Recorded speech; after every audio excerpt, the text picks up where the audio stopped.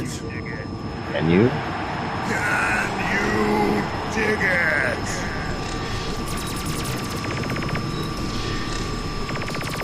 Ladies, gentlemen, friends, foes, lurkers, regulars, GMO people, organic people.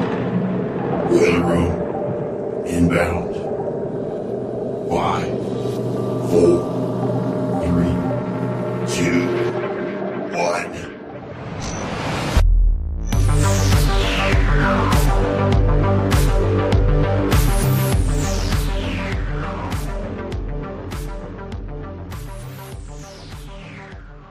All right, ladies and gentlemen, friends and foes, lurkers, regulars, welcome to the Boiler Room. We are live streaming tonight. It is March the 13th of 2025. I'm your host. My call sign is Hesher. My name is Brian McLean, and I want to thank you for joining us tonight for this live broadcast going out live at alternatecurrentradio.com on Alternate Current Radio's YouTube channel. What's up, YouTube? It's wonderful to see everybody out there. I'm going to try to keep enough screen real estate tonight so I can have the chats open. So I'll do my best. We'll see how it goes. Sometimes, best intentions and whatnot. But same with the Discord. Shout out to everybody in the Discord over there listening live and hanging out. If you're not in our Discord and you want to join it, just go to alternatecurrentradio.com. We have an invite in that main hamburger menu, my friends. All right.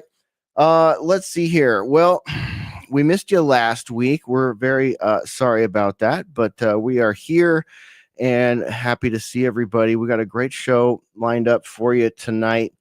We're going to be joined by a whole bunch of our friends. We have a big room tonight. We're going to have a great time.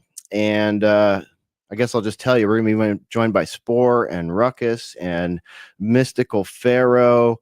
We're hoping Jamie Hanshaw and Jay Dyer, the Dyers, will drop in. Baselit Analyzer, Randy J. So we got a nice big room building for you here tonight on the live stream out there at YouTube and Rumble. Rockfin, what's going on tonight, Rockfin?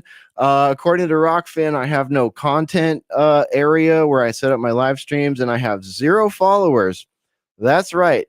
A big goose egg of followers. We used to have a heart-shaped following. Now we have a goose egg-shaped following. So hopefully that is just a glitch in the machine, and we'll be back on Rockfin next week. This is the first time we have not been on Rockfin in, I can't even tell you how long, since 2021, perhaps. I'm not sure. We're a long-time Rockfinners over here. So Rockfin, we hope you're okay. We hope we didn't offend anybody and get our account zapped. But we did hear that some other people were having problems too. So hopefully it's just a gremlin in the Rockfin machine. And of course, if you want to see us on X, you got to support us. This is down to you at this point. We had a Pro X account. I was ponying up cash to Elon Musk back when I was liquid, and not liquid right now. So if you want to see us back on X, I believe that is it's sub $200 a year. I think it was $187 that bounced when Elon tried to take it from my account. So if you want to throw that into the swear jar or whatever, we'll get another year on X. So yeah, Brian in the chat. What's up, buddy? Good to see you. He says he's on Rockfin right now. It seems to be there. It seems to be lit. Just not live lit for us. So I don't know what's up. Let me know if you see what our follower count is, because I'm pretty sure it wasn't Goose Egg. Check out that Boiler Room channel over there on Rockfin. You're saying this is actually live over there? No, this is on Rumble. Okay. Yeah. So we're tonight on YouTube and Rumble pretty much. Same goes for Spreaker. Actually, we're going to have to purchase a new streaming account to get that live audio feedback up, which some of you were asking about in the chats before the show. Usually we have sort of a public green room where we all hang out and just, shoot the garbage and whatnot. And we stream that to those that are super boiler roomers, super social rejects know where to find that audio stream of the green room.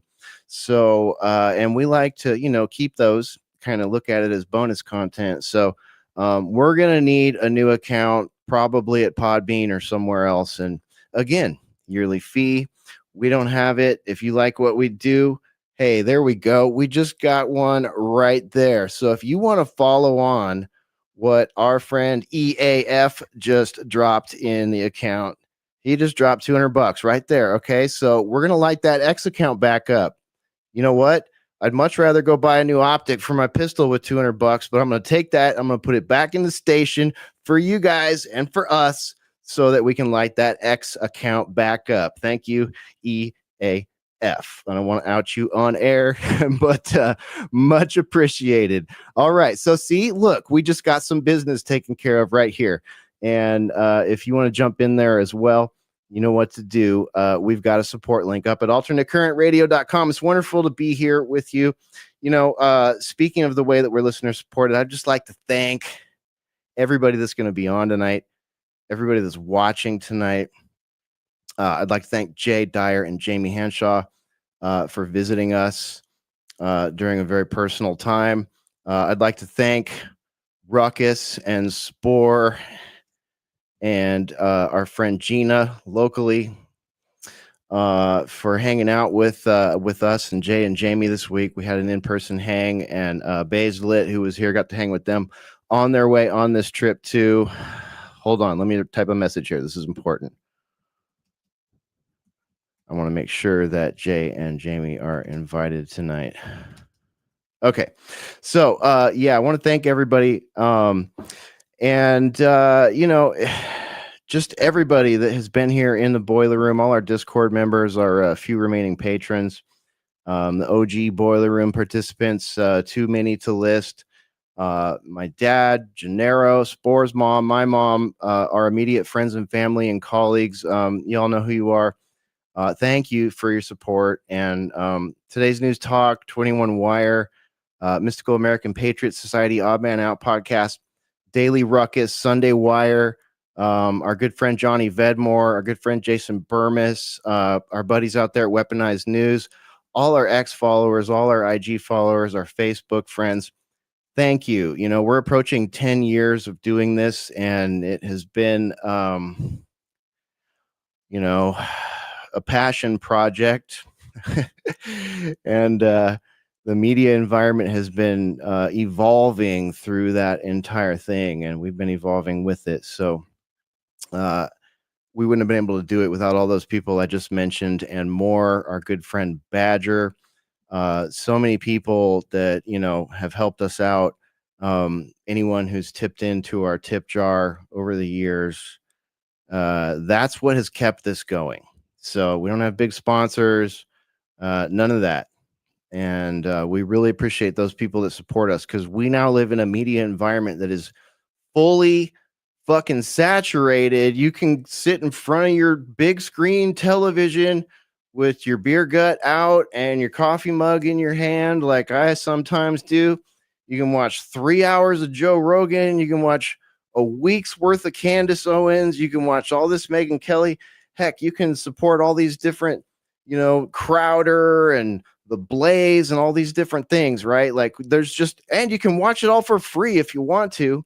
And a lot of you that have been with us the whole time we've been here, 10 years, we've been just giving it away, and same with today's news talk, TNT, The Pulse.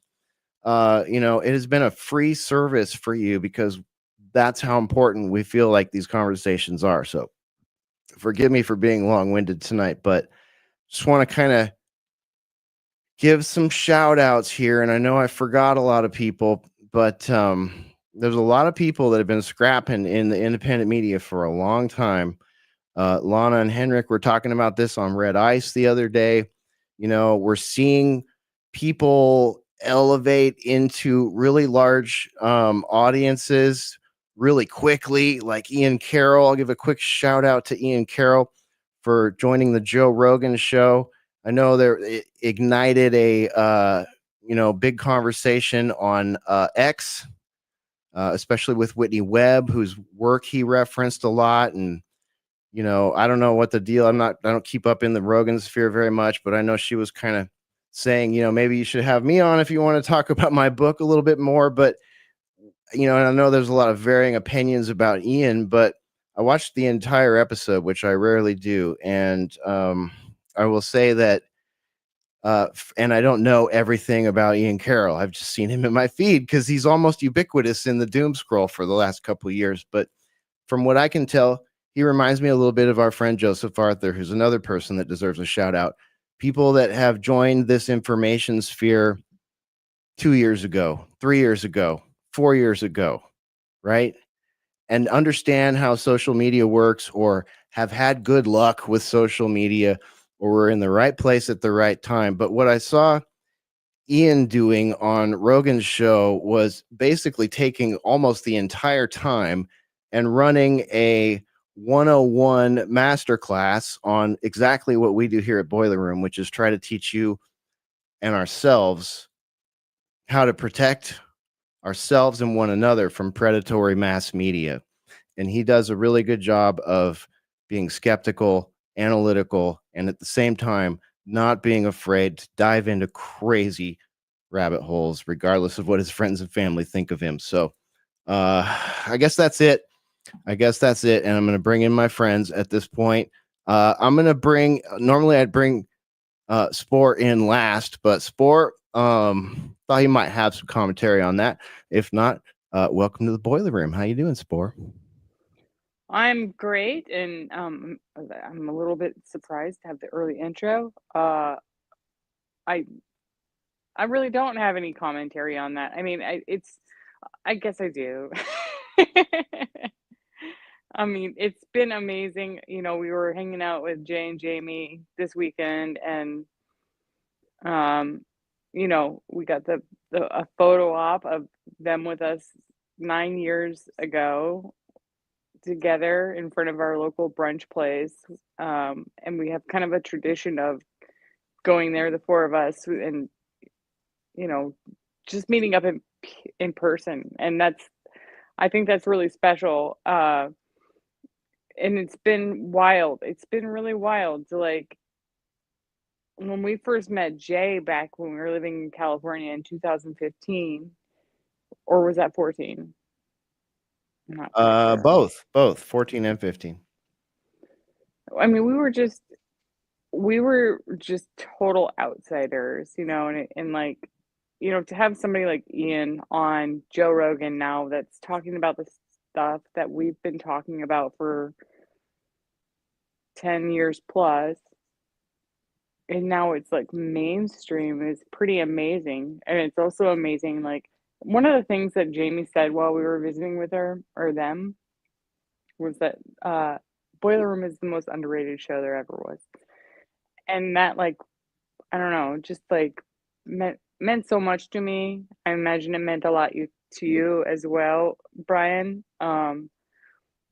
But like, we really have been talking about this stuff for so long, and like, we get to sit out here like people in the audience and watch all these people get wildly famous for talking about stuff that we've been talking about for mommy nearly. bloggers talking about the J question, and mommy bloggers talking about Epstein. I mean, it's absolutely insane how, and we've been talking about this on this show. We noticed it as soon as Kanye and Alex came back to Twitter 2.0. Something has changed here, and it really has. There's a lot of people riding the wave right now.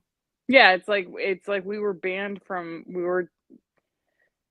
nixed from all sorts of social media platforms and algorithms because we talked about like how we actually felt about situations, like real life situations, and where it might go. And a lot of stuff has gone where we talked about it going, and now it's like okay to talk about it if you're the right person, or if you have the right following. So it's just been a really crazy evolution of media to be a part of and to watch happen at the same time. but it's also like it's amazing that we've made such amazing I keep saying the word amazing and that's annoying me now.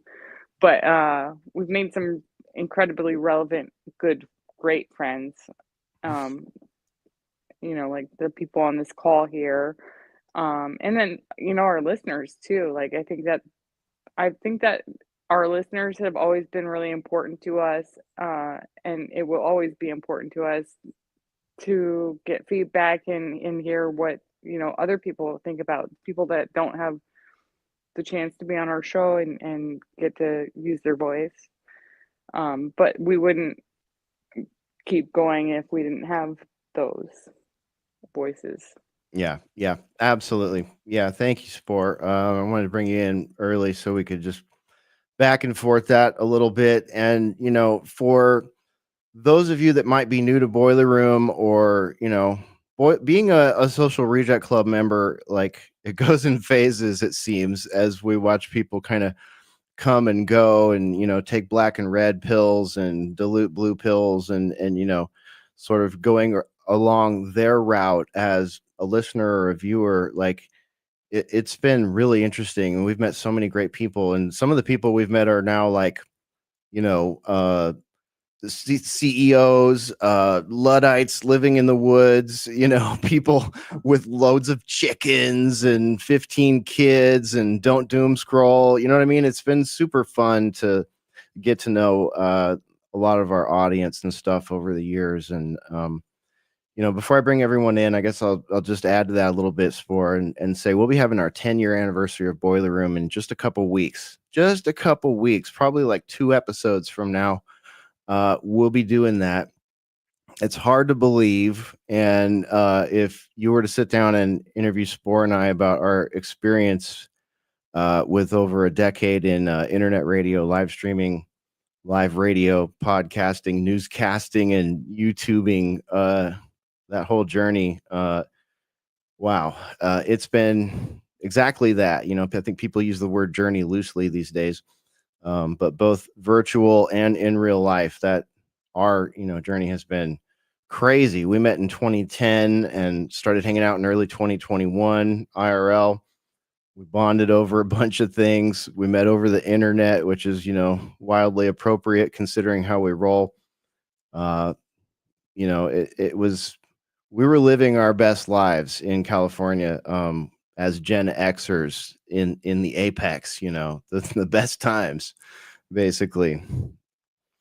Yep. Right, Spore? I mean, that's how that all started. And then we started down a Well, it path. was 2011, not 2021. Yeah, that's what I meant. 2011. Yeah, of course, 2011. We met in 2010 and started hanging out in 2011. Yeah. But then we started down this path of, in interest in health and the food supply and finance, and then we found ourselves in the pits of eugenics and globalism and electromagnetic frequencies and false flags and daily shooter programs, MK Ultra, technocracy, Well, and and we I wouldn't mean, stop. We just kept going, right?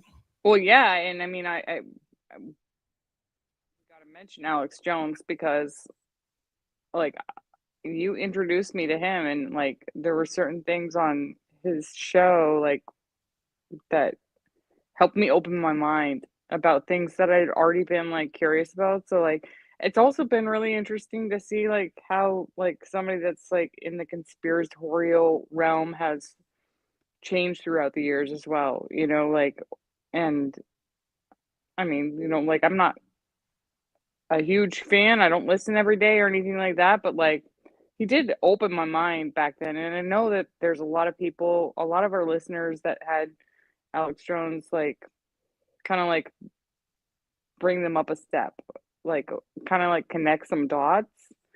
And so I don't want to like not mention that because I do think that was kind of pivotal. And your dad too, like Don, pivotal in helping us like um be introduced to different forms of thinking. And that was something like growing up super liberal. I always thought I was like very open minded And then when I started like listening to other voices than like, NPR and whatever, like what I was brought up on, uh, I realized that like a lot of the people that I knew very closely weren't as open-minded as frankly I was.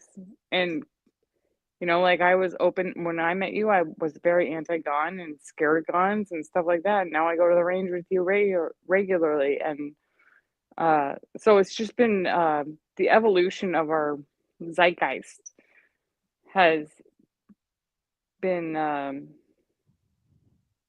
kind of amazing, really. Yeah. Yeah. It really has been. And, along that road, like early along that road, we met this guy, the Ruckus among us. Ruckus was right there in those virtual mosh pits, like no matter what kind of situation he was in, whether he was like, broadcasting from wherever, he could have been broadcasting from, the crapper at Whataburger or a car or whatever. He was there, and Ruckus was one of those first people. He was among the first batch of people that we met online that were similarly minded yet individual and had a lot to add to conversations that most people weren't having in a realm at the time, by the way, Ruckus, which I'm sure you'll remember, was sketchy. Like, you're into conspiracy theories and 9/11 and, land rights. You're into secret societies, Jesuits, clones, UFOs. We didn't have UAPs back then, just 13 years ago. But I mean, if you were really into that stuff back in 2010, 2011, 2012, you truly were a social reject. And that's why we formed the Social Rejects Club. And Ruckus has been with us for a long, long time in that regard. So, Ruckus, welcome to the Boiler Room, man. How you doing? Thanks, man. You guys are really bringing me back. I can't believe it's been that long. That's crazy.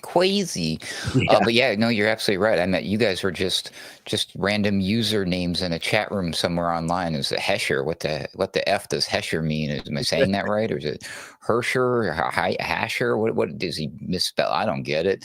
Spore. That one made sense. Spore like a mushroom, and sure enough, there she is. She looks exactly like she sounds, and her name. She's a mushroom. No, but yeah, and then obviously throughout the evolution of this, I got to get to know you guys as real actual people with real names and faces and all of that fun stuff. And then my evolution was that I eventually joined Alternate Current Radio and started doing the Daily Ruckus. I helped out with the Discord server, the website, all of the things, and it's been an amazing journey. Definitely a journey, definitely an evolution. And for me, because you're talking about some of these people who've exploded by going viral, which is just another fancy name for like fame, right? So these people became famous. None of us decided to do this in any way, shape, or form to become famous. We were all technically hiding under these names and these anonymous, no faces, no names. It was just Ruckus, just Hesher, just Spore, all these weird. Reluctantly on video now, right? Yeah. And then here we are. And then now in the day and age of AI, and you're right, dude, all of the things that I was talking about in particular at the time on my original program way back in the day was like, I remember discussing like the idea of like smart devices going inside people's homes and people literally attacking me, calling me a conspiracy theorist for even suggesting that anything would be in existence in our future. And yet here we are completely surrounded by nothing but smart devices. So, the joke's on all of you folks. But yeah, it's really crazy that I've been on this side of the microphone now for this long, doing what I've been doing for as long as you guys have, basically, too. And for me, what's most important and what I take the greatest value is being able to meet so many other great like-minded individuals, other people in the same sphere that I'm now a part of. It's amazing to me that I'm close friends now with somebody like Patrick Henningsen that I get to talk to. Randy J. You guys remember back in the day before I joined the program, I was just like this slobbering fan of Randy J. I am the official president of the unofficial Randy J fan club, don't you know? So, and now I get to hang. I met Randy J in real life. I mean, that's just amazing to me. So I was shooting at the gun range with Jay Dyer and Jamie Hanshaw just the other day. That's shocking to me, and I wouldn't trade that for anything, not even to try to be famous or be on Joe Rogan's program. So I'd rather be right here with you fine people moving forward too. Word up, my friend. Word up. It's great to have you here tonight. Perpetual over in the YouTube chat says, I saw you guys on my YouTube premium feed for this broadcast. Dude, awesome. Awesome. Longtime Boiler Room listener. Thank you, Perpetual. Yeah, I guess because of Zuckerberg's rebranding and Google or Alphabet itself having to kind of rethink some of their filters on internets. Maybe we're back a little bit. I don't know what to say.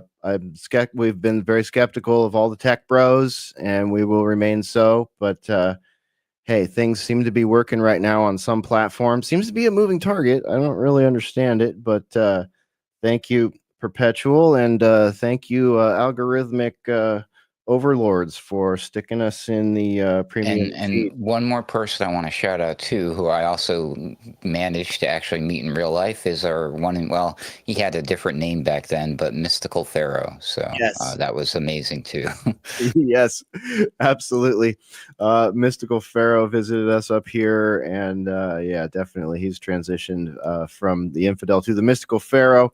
Yeah, Go he ahead. was actually at our first ACR meetup too with his wife Anna, and I hope that's not bad for me to say, but I mean, there's a lot of Annas out there, but she's amazing. She's super smart. Love her. We've gotten to hang out with him a number of times, And and another longtime boiler room listener. yeah, and I mean, just on that thread, we gotta give a shout out to Creative Accidents. Oh yeah, I mean, we get into like the friends and listeners we've made, and Yeah. it becomes a really long list. So by no means, everyone, I shouted out an exhaustive list tonight. But so many is, that's what keeps us coming back, folks. That and just trying to follow that bouncing ball, because learning to protect yourself from predatory mass media is one thing, but that is a task that is evolving and changing day to day, and it goes really fast when we bust through a paradigm like we're busting through right now.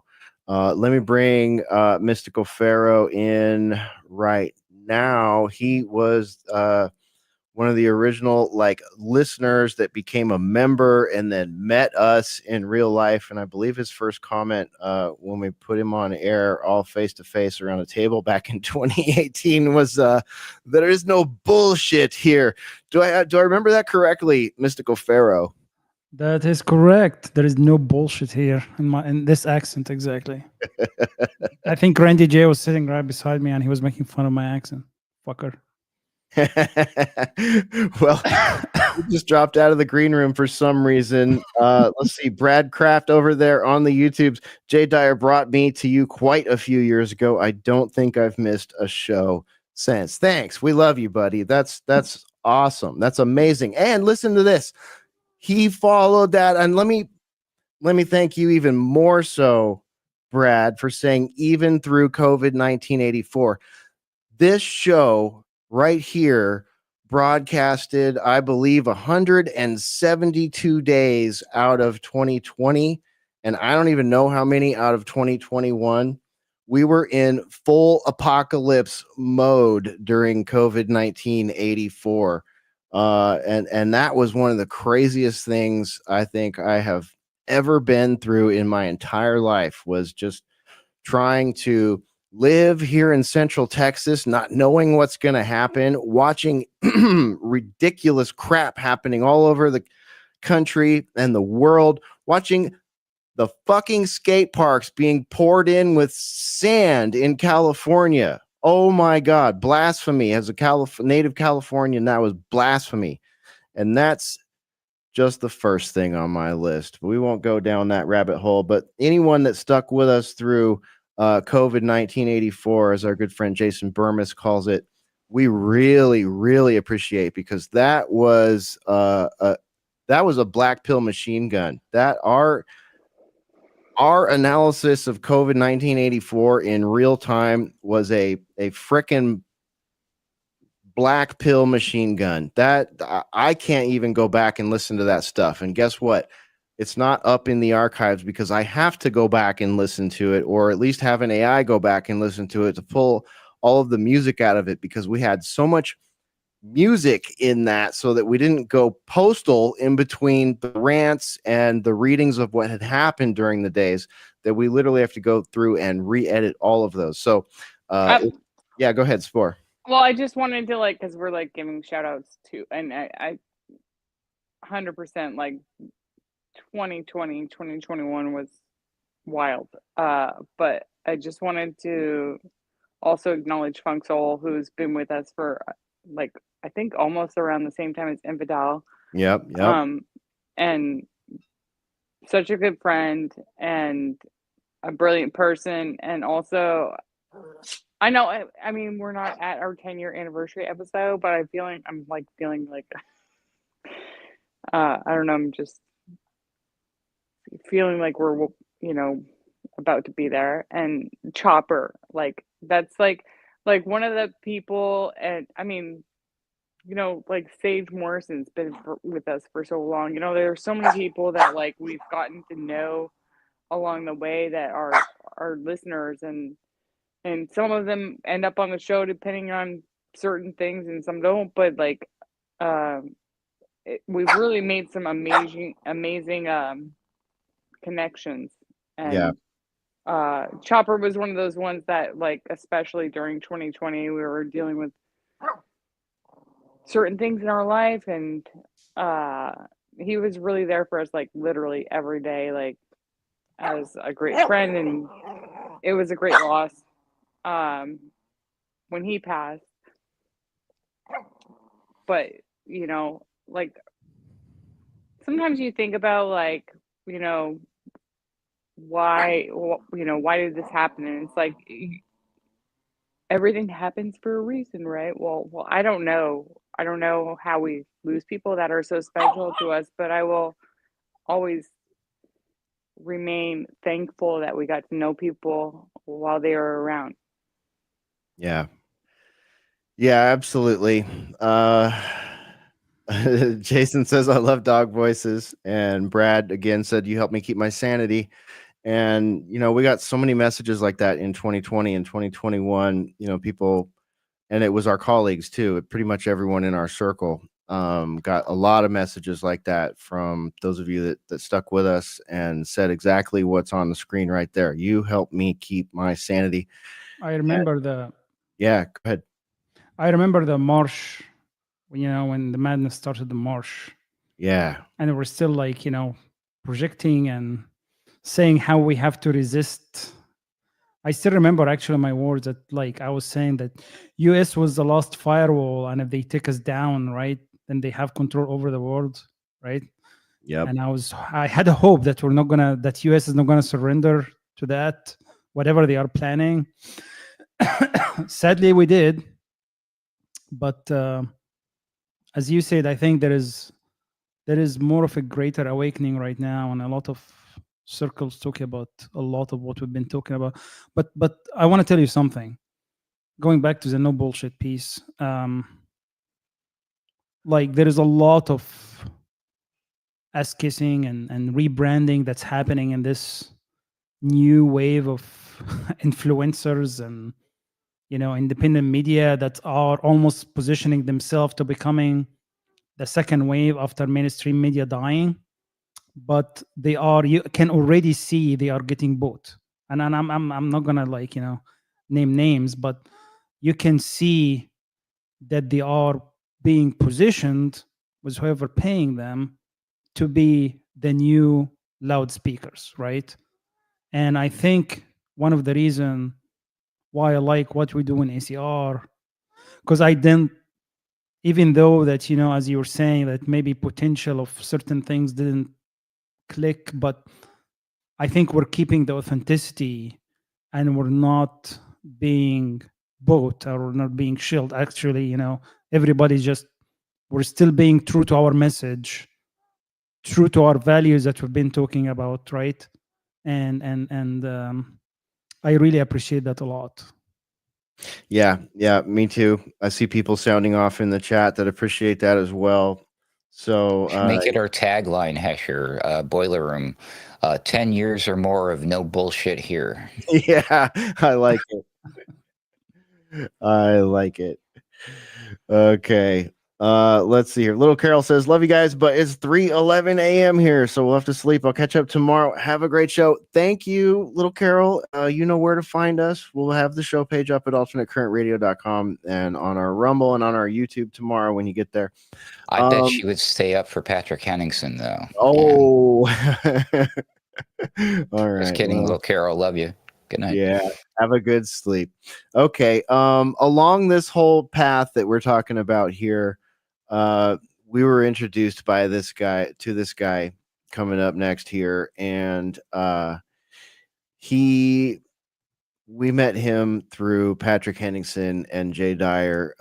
He took his young son out to Bundy Ranch for the 1-year anniversary of one of the most epic land rights fights in our times, because he wanted his son to like see what was going on there, see what that looked like. And he just happened to run into Patrick Henningsen and Jay Dyer, if I recall. Randy J joins us now. Randy, did I recount that story properly, and would you like to add to it? You nailed it, and yeah, that's exactly how I met them. I think at that time I was bouncing around listening to stuff on the Ukraine when that was maybe like just starting to happen back when it was just Crimea. That 2013, was 2014, somewhere in there. yeah, and so and then I went out there.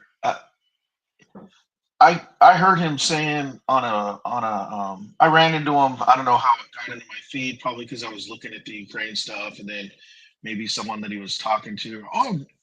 Maybe it was Red Ice. Anyways, I forget, but like, yeah, I'm out there and I'm like, It was Red oh, Ice, shit, he's dude. here. Yeah, I remember you telling me Red Ice was involved there. I think that was the one time Pat went on that show, like way back in the day, 2012 or so, and that was where That's you heard it. him. Yep. And you found Sunday Wire from there, and that was right around the time we were about to launch Boiler Room, or right after. Yeah, and I didn't know who Jay Dyer was at the time. I'm like, who's this freaking tall white dude? This big old white guy. What's he, like 6? Yeah, I don't know. He's a tall guy. I'm like, he's a who's tall this tall dude guy with him? And it was Jay Dyer. Yeah, He's a tall yeah. dude, and I At least- discovered this weekend that he's really good with a 9mm and a 45 and a 380. there you go. Yeah. So I met them there during that, and then I just I don't know how I wound up on the Boiler Room. Maybe I just pestered you guys so much. You guys were like, give him a hot mic or something. I don't even remember anymore. But yeah, it's been a minute, and now we live in a world where we're out there competing with the Gavin Newsom podcast, and dude, don't go there. Don't get me fucking started about Gavin Newsom having a podcast, or like, I've not a lot of bad things to say about Tucker Carlson, but Tucker Carlson bringing on like Cuomo's and stuff. It's just like, what is this? Are we just slam dunking on like the left here? Like, what's the point of this? I can't. I just can't with that. But anyway, back to you, Randy. Yeah. So, and then it's been cool to meet up with pretty much it. Oh, and thanks for the kind words, Ruckus. I'm at a loss for words. I don't know what to say except for thanks, man. But yeah. So that's how I wound up going on the show. Yeah. And next a lot thing more regularly in the past, but you were writing articles at 21st Century Wire too, and being featured on Sunday Wire. Oh yeah. See, it's all been a blur, like you said. It's happened so fast. Yeah. I want to put my 2 cents in here and say that Randy J, like you, I mean, when we met Jay, like there was something like special, like where it was really amazing, like how he was connecting, like, you know, mainstream media, like for movies with what we were seeing happening in our culture. And Randy, you have the special ability to create these analogies that coincide with what we're experiencing, and somehow make them humorous at the same time, even though they're like what we're experiencing is so weird. I remember like one where it was just like you were comparing red ants with black ants in like an antiquarium or something like that. And if you shake them up a bit, like the red ants are gonna kill the black ants. I don't remember what you were talking about, but like you really have like this amazing skill of like taking subjects that are Yeah, very kind of complicated and then like kind of like, you break them know, down. Yeah, yeah, I try. yeah, Yeah, I yeah, try. and always, I mean, you always make us laugh. And I mean, I don't remember like, I mean, you were definitely on, and like I feel like you were in our chat room before you were on our show. I think you were a Hmm. listener first, but Yeah.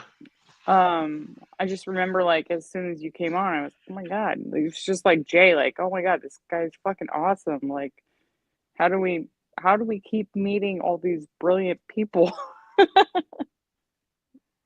Yeah, you know what? And as as everyone's been saying, earlier, it's like we were calling this the well, here goes another analogy. It's like we were calling the Great Depression, in the late 20s and early 30s, but it's like 1915, and everyone was just but then it happened. That's like, and I had this conversation with Hesh too. It's like, um, Boiler Room, Patrick Henningsen, Jay, others were so far in front of everything that happened, uh, that you know it's not our fault that we were it's not our fault that we were paying attention. You know what I mean? So You know, yeah. I gotta see if I can find this. I wish I had it to hand. Maybe I'll message Patrick on the side once we get the ball rolling here. But one of our friends and colleagues, I'm just blanking on his name right now for some reason. I feel really bad about it, but Give he me a made. hint. Um, I hosted an episode of Sunday Wire that he was on like in 2020 or 2021, something like that, and uh, he's a news analyst from the East Coast, and I'm totally blanking on his name. I'm sorry, dude. I'm gonna link you on the comments to this show or something like that, and I'm gonna see if I can find this exact post. But he did an extended um, treatsy, similar to what Randy just said about like what it feels like to be a bit ahead of the curve. And that's not, that's not meant to be braggadocious for us or anything like that. I mean, we're a brain trust, and we come to a lot of our conclusions just sort of by having a good group around the table, but yeah. Anyways, I'll see if I can find it and link it. And I also want to shout out Derek. There, you guys kept us sane during 2020. What's up, buddy? Good to see you, man. He's been with us for a long time. Always a live listener. Derek's awesome. And yeah, people send us stuff. I mean, I've got a letter from Sage Morrison and a poster here. I've got photography from our friend Natasha. I mean, it's I don't even like to mention things like that because I'm afraid I'll forget somebody. Somebody was asking about Wandering Wolf in one of the chats, and he'll be back. He's always here with us in spirit. He'll be back soon. He's just been really busy, and he's got a number of projects that he's excited to bring to the public. And you're going to hear about him here on Boiler Room when those are all ready. But he's literally fighting dragons of his own right now, but he will be back with us, and big shout out to Daniel Spalding also, who is Grunt too. Grunt. I mean, gosh, Andy Nowicki. I mean, Bronco. I mean, there's been so many different opinions on the show over the years. And then along that path, we meet this guy, and we meet him. He's a YouTuber, and we're introduced by a mutual. And turns out, like, he's someone that listens to us, and he's back then was starting his channel, and now it's this just awesome channel with an amazing fan base. Like the fan base of this guy's channel is so precious to me. It really is, because it's like, it's not like super black pilled, but it's black pilled at the same time. It's people that are interested in literature and art and film and culture, and willing to put up with his friends, people like me, Mr. Baselit Analyzer. Welcome to the boiler room, dude. Tesla. We love our Tesla. What's up, y'all? What's up, man? What's up, y'all? I feel like we just did the 9-year anniversary just 5 minutes ago, but I guess it was. I mean, gosh, we're a couple weeks early here, but I mean, dude, I don't know. Maybe I'm just feeling nostalgic tonight because a lot of our friends have lost a lot of people close to them lately, and a journalist has just been murdered in just an hour away from us. While Jay and Jamie were here with InfoWars, I'm speaking about Jamie White right now, killed in the parking lot of his own apartment in the early hours of Monday morning. Like. And we're Ruckus and myself are literally at the gun range training self-defense as we do. But this particular day we had Jay and Jamie with us while they were on a layover on their way down there to InfoWars so that he could do the 4th hour, which he did on Tuesday and Wednesday.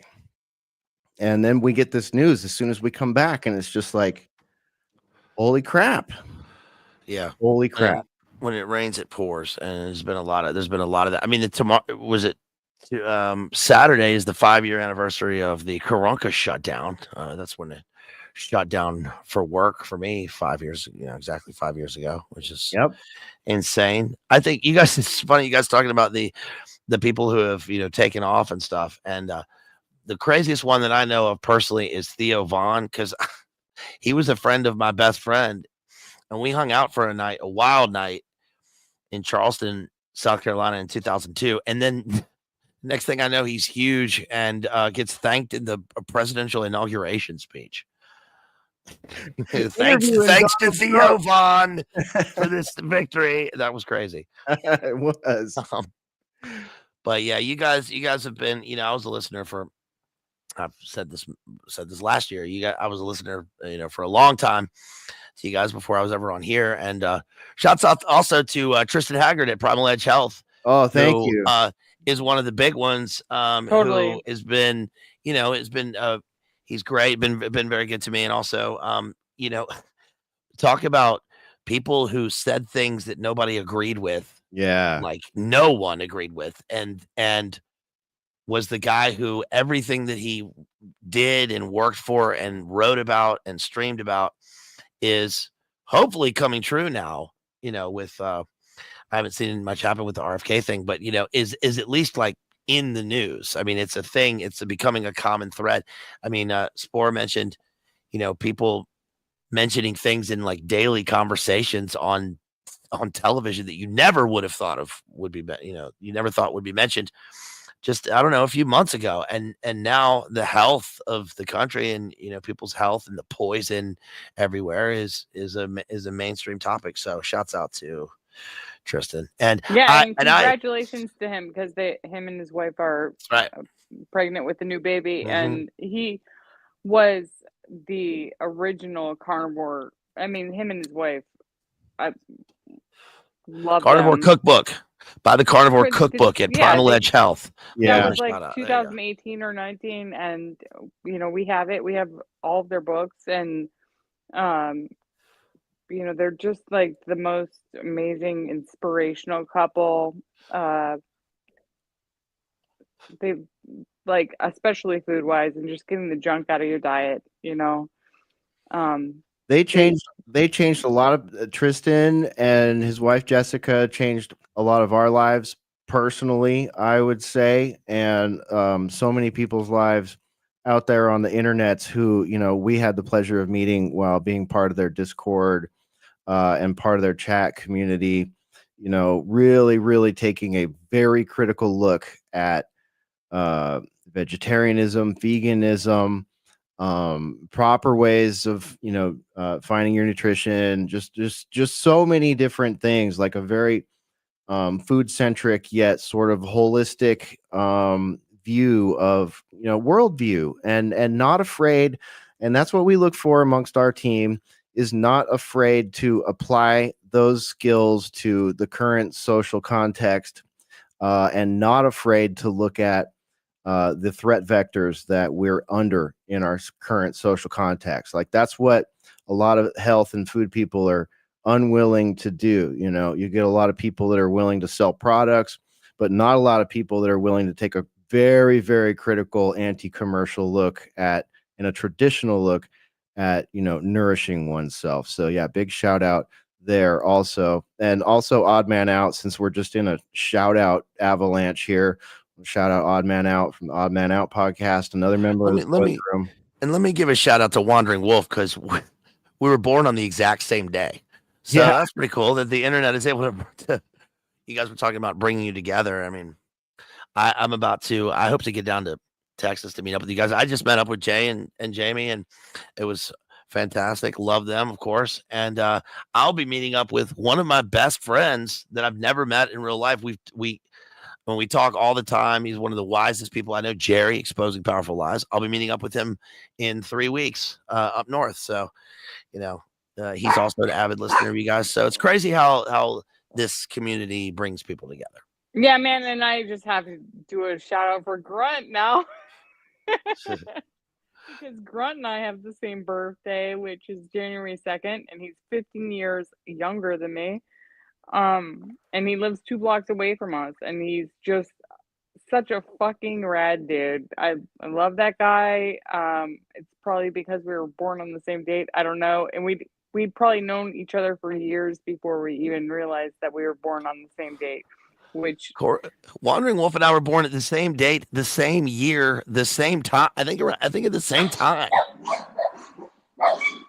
He's my twin. He's my Gemini twin. I was gonna say, isn't that twins basically? Great trumpet person or voice, by the way. Thanks. Yeah, definitely. And I don't know, man. I don't know. This is just this is an interesting time that we're in right now. Our dogs are lighting up here. It is a crazy time. I mean, I haven't talked to you guys. Sorry to bring in a topic, but the Gene Hackman thing was crazy. I just did it. Oh yeah, Gene Hackman, and that was crazy. It turned out to be the worst, the most awful. Yeah, I guess it could always be worse, but that was pretty bad with the results of all that stuff. What is the resolve there? Because I haven't followed up on it. All I know is that him and his wife died, and that his wife died of hantavirus. Yeah. So what's the newest on that? Well, my take on the thing is, and this is I'm an 11 level psychic here because I brought him up twice, including the night before on a stream before he passed away, because he was 95. But then you hear that it was suspicious circumstances, and my thing with that was just, can we just not have anybody who just passes away in peace anymore, just of old age, and then you hear the results, and the sheriff gets out there and is like, well, his wife passed away from inhaling the fumes of a poisoned rat, and he was, it's just awful. So, and the dog, she had just brought the dog home from the vet, and the dog lived in the crate until it starved to death, and then and so did he. Yeah, and they imply that Gene Hackman was walking around the house just with a terrible case of Alzheimer's while this has all gone on for a week. I mean, dude, that was a grim story, and I hope everything's above board if they're going to be reporting it that way so quickly. It really seems a little bit much to me, and to throw the the Hanta thing in there. I don't know. Hey, we got Jay Dyer joining us right now. Jay and Jamie, I think. What's up? Welcome to the Boiler Room.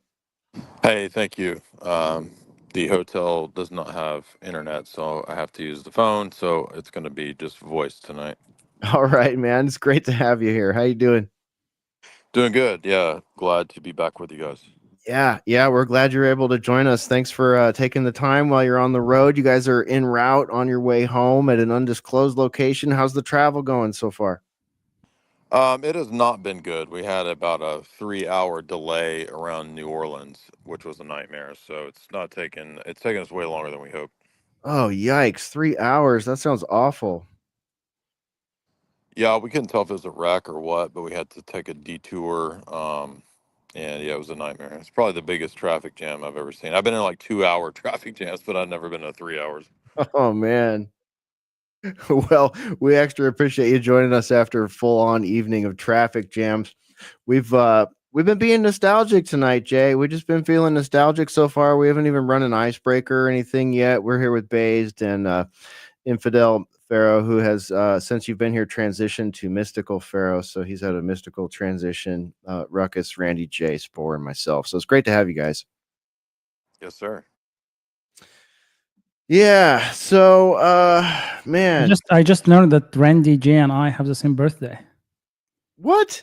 You're lying. Yeah.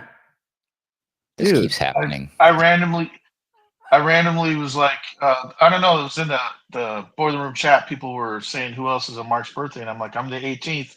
And then here comes I gotta watch myself. I want to say infidel so bad. Mystical Pharaoh. He says, me too. What? Yeah. So yeah, another coincidence.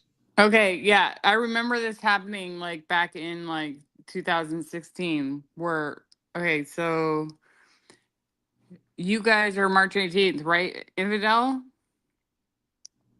Yeah. Yeah, my dad is too, and there's somebody else that has March 18th. When is your birthday, Jay? I'm not sure. You don't have to say it on there. But Funk Souls is March 20th, I think. So give it Queen Latifah. Queen Latifah's March 18th. Yeah, I just looked that up. Oh, that shows some birthday. There you go. Jimmy in our chat's Jimmy in our chat's the same day as Ozzy, and I'm the day before. So yeah, we got a lot of birthday crossover going on. I think Al Meinek's father was also this March 18th. I don't know. There's like a lot of birthdays that happen around that date, which is less than a week now. Yeah. Yeah. So Jay, I was saying before you came on, it's 2 weeks to the Boiler Room 10-year anniversary. Is that not insane or what? It'll be on April Fool's Day, actually. It's exciting. I'm happy to be here with you all. So much that was prophetic over the last 10 years. So many, unfortunately, so many things have come true. Most of the dystopian stuff came true. I think there was also good things too that we didn't expect that did come along as well. So it wasn't all bad. There've been good moments here and there as well, wouldn't you say?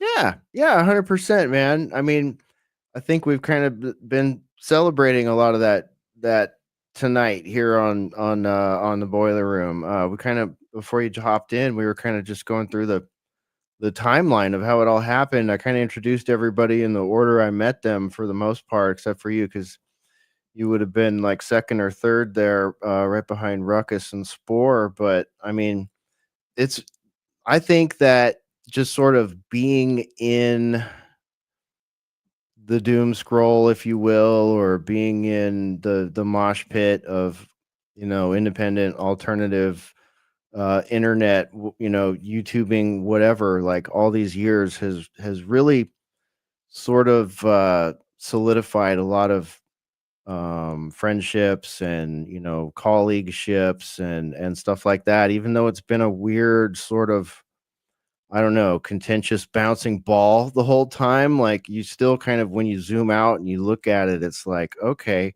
we've really got something here. Like between all of the viewerships and the families and friends and colleagues that we've all built up over the years, it just, I don't know, man. It feels like there's something really special there, in the face of inbound technocracy and pendulum moving right and left, to just polarizing the crap out of all of us. Yeah. I mean, I remember back to the first boiler rooms talking about things like implantable chips, talking about nanotech, talking about stabbies, and that they would try to roll that out. I remember, I don't want to rehearse the past, highlights. We've done that many times. I've mentioned it, but I mean, I think we saw good stuff too. Like we saw the Trump phenomena come right after boiler room started. And I think everybody was very skeptical of that. I'm not saying that everything about the Trump phenomena has been perfect or ideal. It's definitely been a roller coaster ride, though, that brought with it, you know, some good things. It's not all bad. There's some good, and people are always, negative and black-pilled about everything. But I think, forget Trump, like all of the, 100+ years of mind control, social engineering that we've undergone, the Fabian socialist technique of slow kill, like it's going to take more than a few terms of a president to undo a lot of that. So we can't expect, 100 years of mind control to be undone in a few years. It's going to take probably a few decades. And, there's masses of people that are able to talk about questions, Middle Eastern things Hmm. that you couldn't even talk about 5 years ago. So not everything's bad. Yeah, yeah, absolutely. And that's kind of a good feeling at this point, because there were some moments along that path where, like, especially in 2020, 2021. I Exactly. mean, I don't know. We could really rattle off a pointless It list. was looking pretty dark and technocratic during COVID. You know what I mean? Like it was Yeah, kind of like, where are we, like in the middle of the collapse? Are we going to have like Mad Max scenario? yeah. I mean, we all on this call, I think, had some conversations with each other where it was like, dude, what are we gonna do? Like, what if this really goes sideways? Like, you know, are we prepared for that? And it's just one of those things, you know, like we've been brought up to believe, all of our mythology has been pretty much based in this whole dystopia and technocracy, if you really want to boil it Yeah, down. exactly. I remember when during COVID, when there was no steaks at the grocery store, and I was like, This is it. I remember thinking, all right, everything we talked about on Boiler Room is here right now. This is it. It's going down. I Dude, got this is it. it. Randy, start that over. Jump in. We're You're you had me laughing out loud, dude. When this was a while ago, but when you did your techno Euro Pope skit, I guess you might call it, or Hope of the whatever. future. Oh yeah, that was like It's great. 2016. Yeah, I yeah, think. yeah. Oh, it was that long ago? Golly, yeah, time does fly. But yeah, that's great. You ought to bring them back, at least for a spell, if you want, right? But Well, I Well, that the mean, was stats that was the where satire Jay. that's got worth looking up. Yeah, the yeah, satire that was got where Jay surpassed, predicted for living in the Target, the Walmart, and the Google City. and it's all Right, here. living with So the like French the fries. satire, Yep. like yeah, we don't want to bring him back because it'll be prophetic and make it even worse. Yeah. Yeah, probably. Yeah. Yeah. All right. That Well, Pope might get elected. yeah, really. Your Pope of the future might get elected. Yeah, you're right. Because it's the Yeah, I mean, I future think now. they're like not in a good state, that whole thing, because if I understand it right, Francis already stacked the deck of the Cardinals with even more radical people. So for the Roman Catholics, I think that they're going to have a hard time because they're not going to get any kind of traditional pope like they think they are. It's all going to be just the next kind of socialist revolution beyond Francis. Right, right. His ascension to becoming pope was actually one of the very first things I talked about on one of my very first radio programs. So this is crazy, Oh, that's and right. and an era, yeah, because of the whole Jesuit thing. So me and my co-host really wanted to. That was actually one of the big big pushes for why I even bothered doing all that was somebody had to talk about that. So we did. It's crazy. And here we are. The dude's like on his deathbed. Pretty wild. Mm-hmm. Yeah, absolutely. All right. Well, I tell you what, even though we're an hour into the show, oh, that's not the right sound. Boy, that sounded like I don't like that We're sound. going back, really. sound like we had some kind of emergency happening.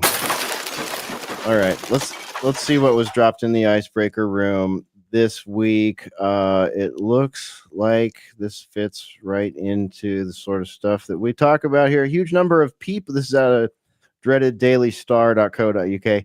Huge number of people admit they'd be cool with their partner hooking up with a robot. Okay. There you go. A staggering number of individuals have confessed they wouldn't mind if their partner engaged with a sex robot, according to a recent survey. The Zip Health poll, that's something worth looking into. Is that a garbage poll company? Anyways, the Zip Health poll aimed to gauge the extent to which people are open to AI playing a role in their personal lives.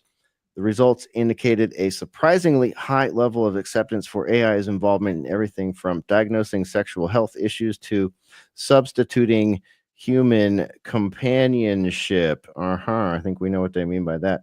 The findings also highlighted the lengths to which humans are prepared to allow their partners to explore infidelity with a bot. Oh boy. I mean, really nothing surprising here, right? Yeah. I mean, like, what is considered AI and robot? Like, it could be like a vibrator from like the early 2000s, whatever.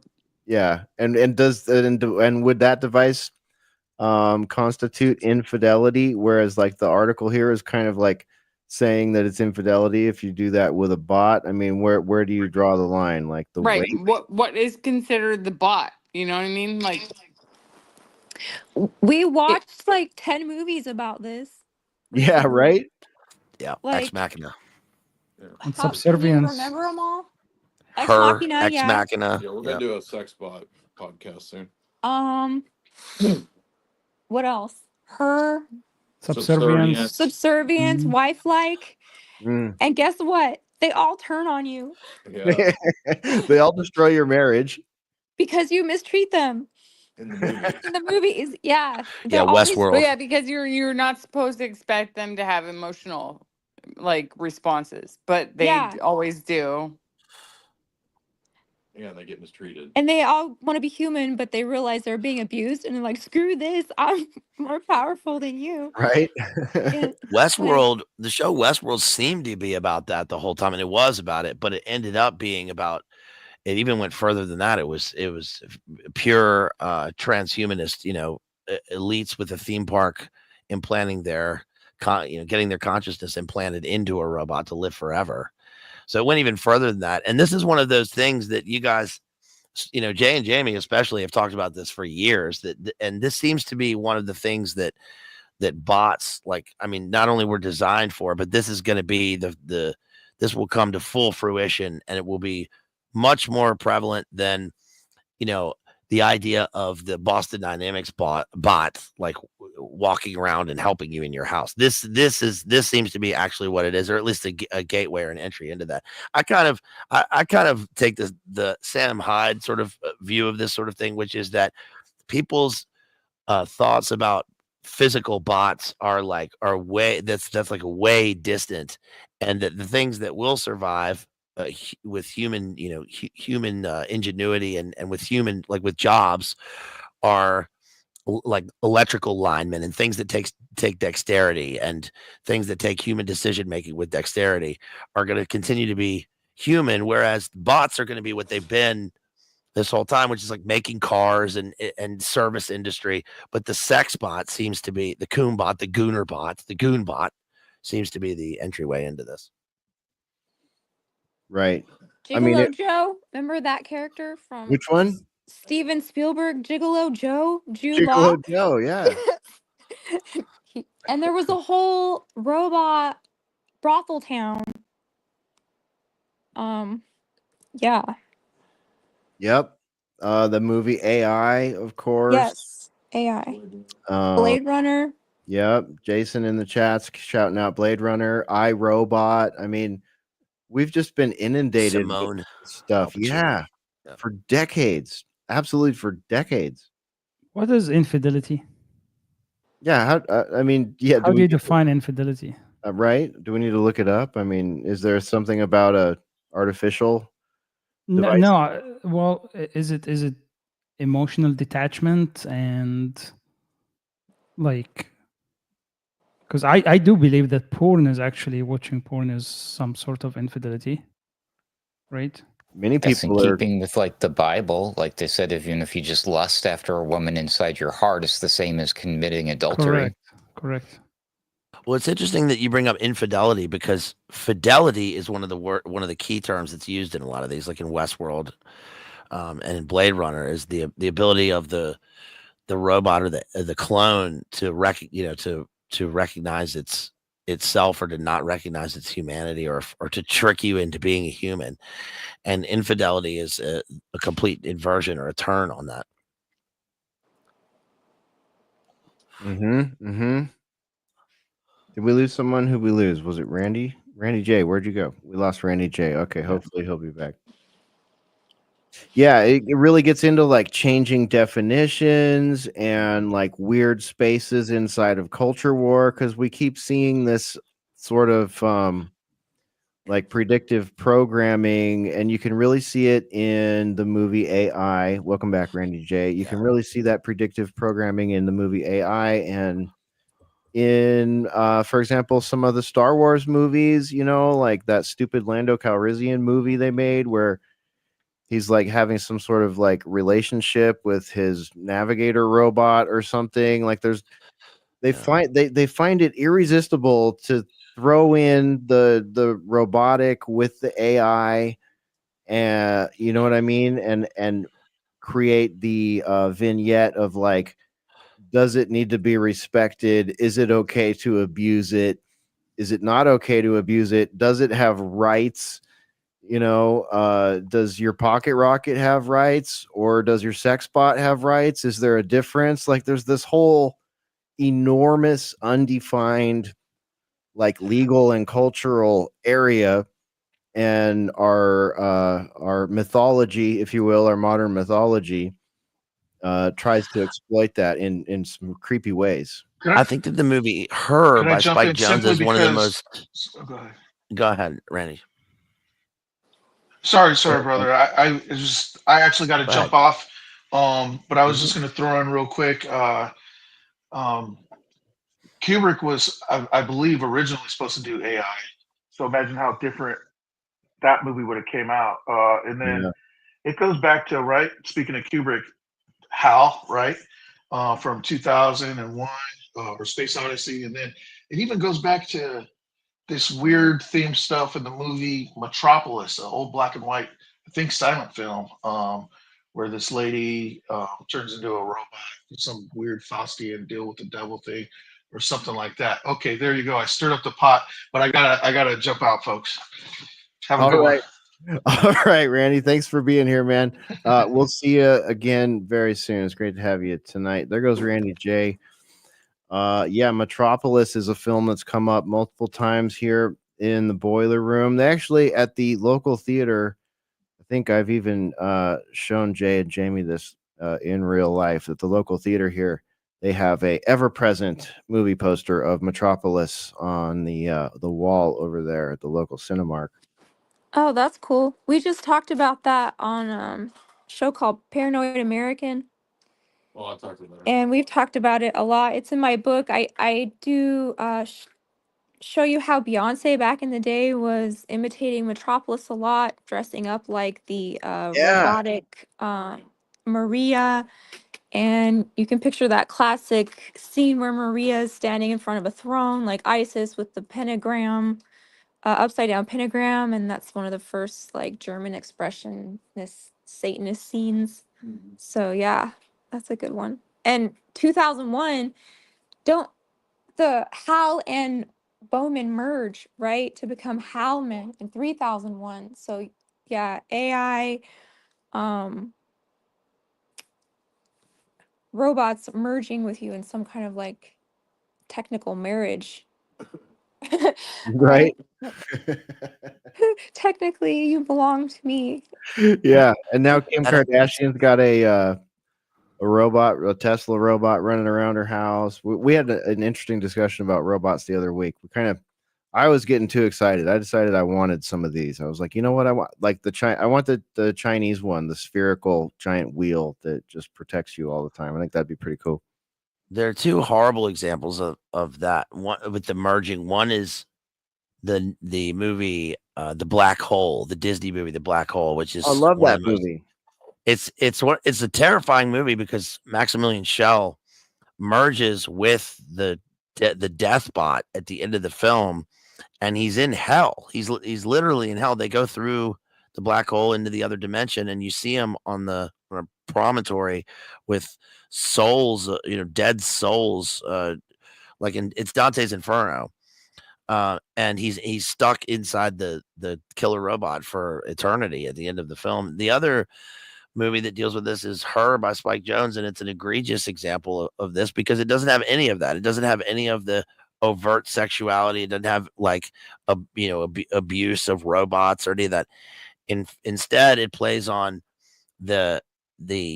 like what people call the epidemic of loneliness that's been sort of forced on people, especially which especially came true during the Karanka era, where people are attached to technology in such a way, and they just it's like they think they need someone to talk to, and they end up forming a sexual relationship with a voice. But there's none of the overt bodily abuse that occurs in any of the other films.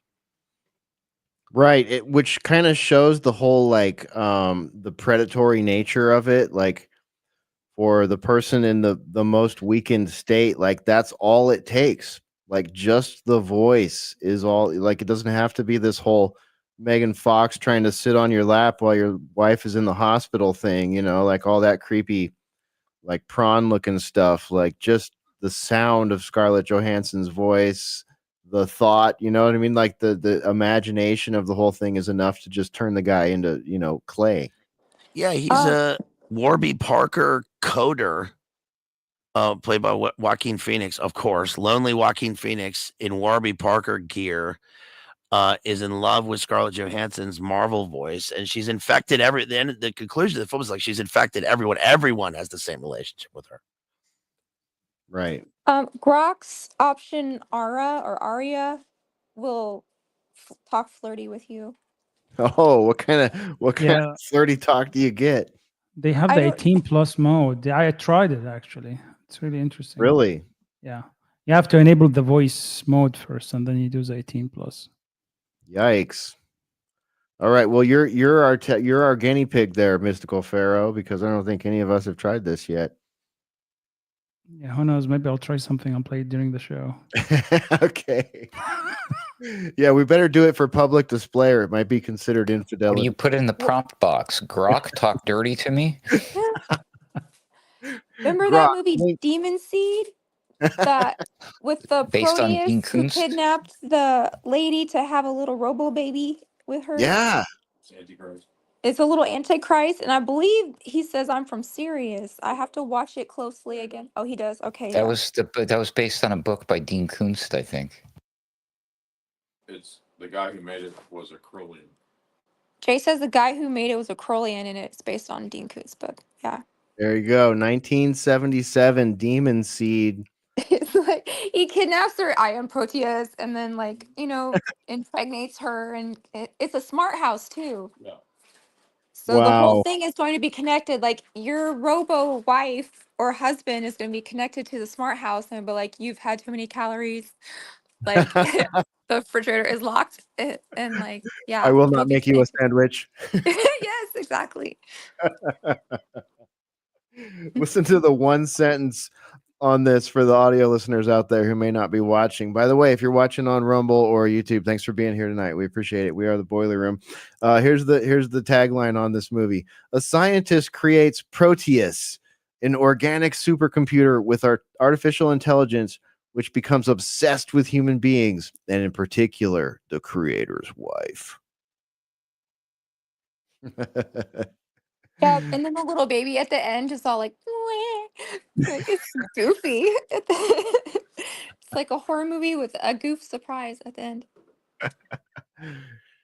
Right? But the concept is really like that's the thing with some of these movies from the 70s and 80s. It's like, the writing and the concept is all there, but the execution's just very like turns off young people probably. All right, let's see here. So we looked at Evil Beyonce, we looked at the Demon Seed. We ran through any other comments on this whole topic. Back to the icebreaker here. People admitting it'd be I will cool. be expanding upon this and or bringing this up on my own program, which I have a new episode coming out tomorrow. That's why I didn't say much about it, because I kind of already did or am.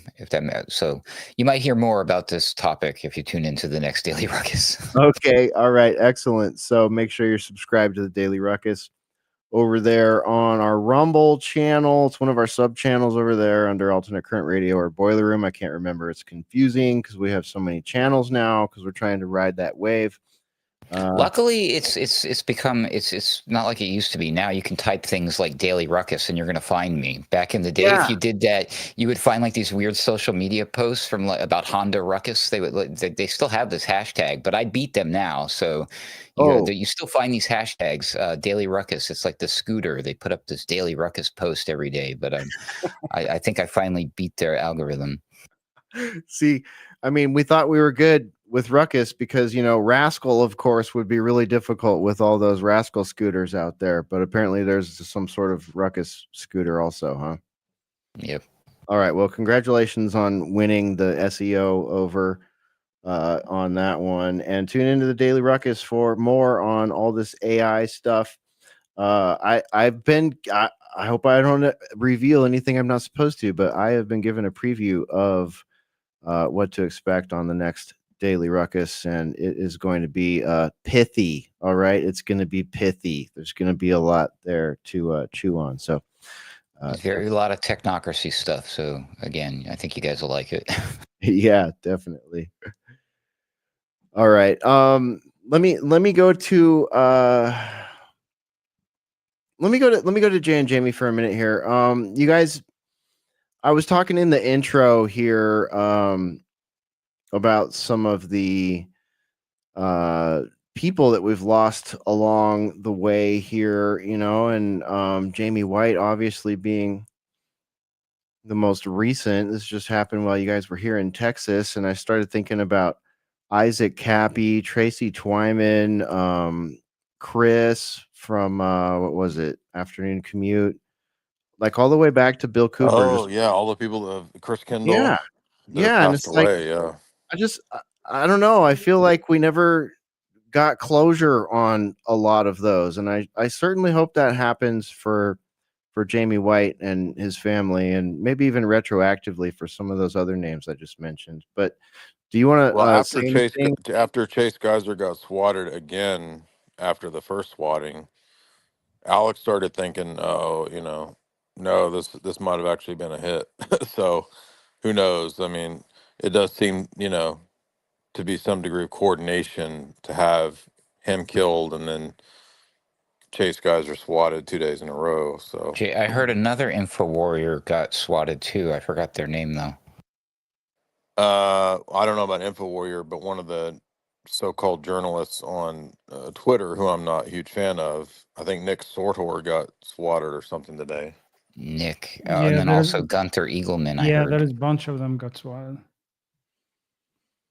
Man, this is such a problem. Are these all like right-wing commentators? Who are I don't know who these other people are. Yeah, I think allegedly. so. Yeah. So it's like the amount of plausible deniability on all of those is like probably the biggest hurdle, because it's like something like this happens and we all hear about it and people like us talk about it. And it's being talked about pretty widely right now in this case, which I'm happy to see. But I don't know, man. You're right, Jay. Like, it really could have been just wargaming it out a little bit, it really could have been that sort of setup. Because like when I was talking to Based earlier before the show, and it's kind of like it's the exact same pretext as Bill Cooper died under. Going outside because you think you've got some hooligans on your property or something like that. And it's been multiple times. Uh, I don't know. I just really hope they catch somebody and we actually find out what happened, because I don't want to see this become another question mark. We've got so many question marks around so many people in our circles that we've lost over the last decade. Was it true that he was on the Ukrainian hit list? Or That's Jamie? Jamie White, yes. Yeah. Okay. But I Yeah. mean, there's How did he make it? a lot of people. There's a lot of people on there. Ava Bartlett's on there. I think Patrick's on there. I didn't know if Patrick's on there or not, but He yeah. might be. I don't know. No, don't quote me on that, but I think it's very possible. I think I remember something about that. Colonel McGregor's on there. I mean, they got a shit ton of people on there. Yeah. It's weird. It's almost like a booking list for them. It's like the more viewers they have, the more likely they are to be on that list.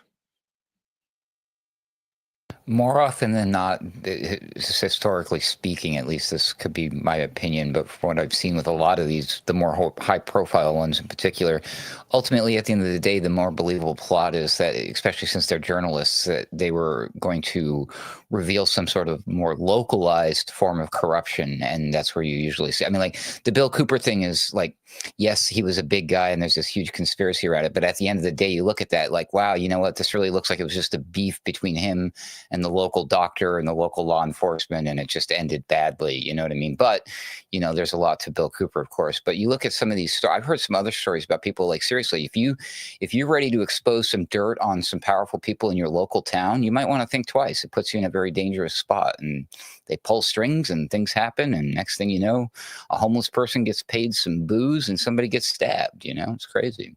Well, I mentioned Tracy Twyman and Isaac Cappy earlier, and I mean, there's for anyone that's like in the sphere or thinking about getting in the sphere, there seems to be a big difference between doing open source research and doing investigative research. Like, if you're doing investigative research and if you're accepting whistleblows from people and that kind of stuff, and then following them up and reporting them to the feds, which I think is what happened in Tracy's situation, you're in a different, I would say you're probably in a different tier of scrutiny, I guess I'd put it that way. And you're going to be dealing with a completely different set of circumstances. And I have a lot of respect for people that will, stand in the middle of the street like that and do that kind of stuff. But I feel like, even some of us have like come close to the edge of that with some of our exposés and things that we've talked about at certain times. Like, at certain times, a lot of these things weren't okay to say, now many of them appear to be, because here we are on YouTube again in the boiler room. But yeah, I have concerns about the whole investigative thing. Like, look at Gonzalo Lira. Gonzalo Lira is someone we didn't mention in this list, that deserves more screen time than he's getting. Deserves, his family deserves something. That was really sad to see. And for anyone that doesn't know, Gonzalo Lira is a Chilean American journalist who was tortured to death, apparently by the SBU in Ukraine, for reporting on the Ukrainian conflict. So, and he wasn't it wasn't an isolated incident. There have been more than one journalist that have been treated this way in Ukraine. But I guess that's democracy. I guess that's the democracy we're sending all the money to. Yeah. Well, and Michael we Collins, came close to losing Patrick twice. Mm-hmm. Yeah, remember back when I was first doing that thing with him out in Phoenix, when he was doing the Bundy Ranch, and around that time he like stepped on something and got some kind of infection. Remember that? Put him in the Yeah. hospital. Yeah, then that he had was very. his recent issues, you know, more recent stuff. So thankfully, you know, we didn't lose too many people. Yeah, Tommy, another one. Yeah, Even though man, Tommy wasn't on a absolutely. lot of boiler rooms, but he listened a lot. Yeah, he was a regular listener, and he was in the boiler room with us multiple times. And man, unfortunately, he just passed away. And I mean, we don't need to get into the details of that, but it does circle up with a lot of the topics that we've talked about in here before. And it just goes to show, like, even if you're kind of like walk into a medical situation prepared and knowing what you're up against, like, you can really get your back pushed up against the wall.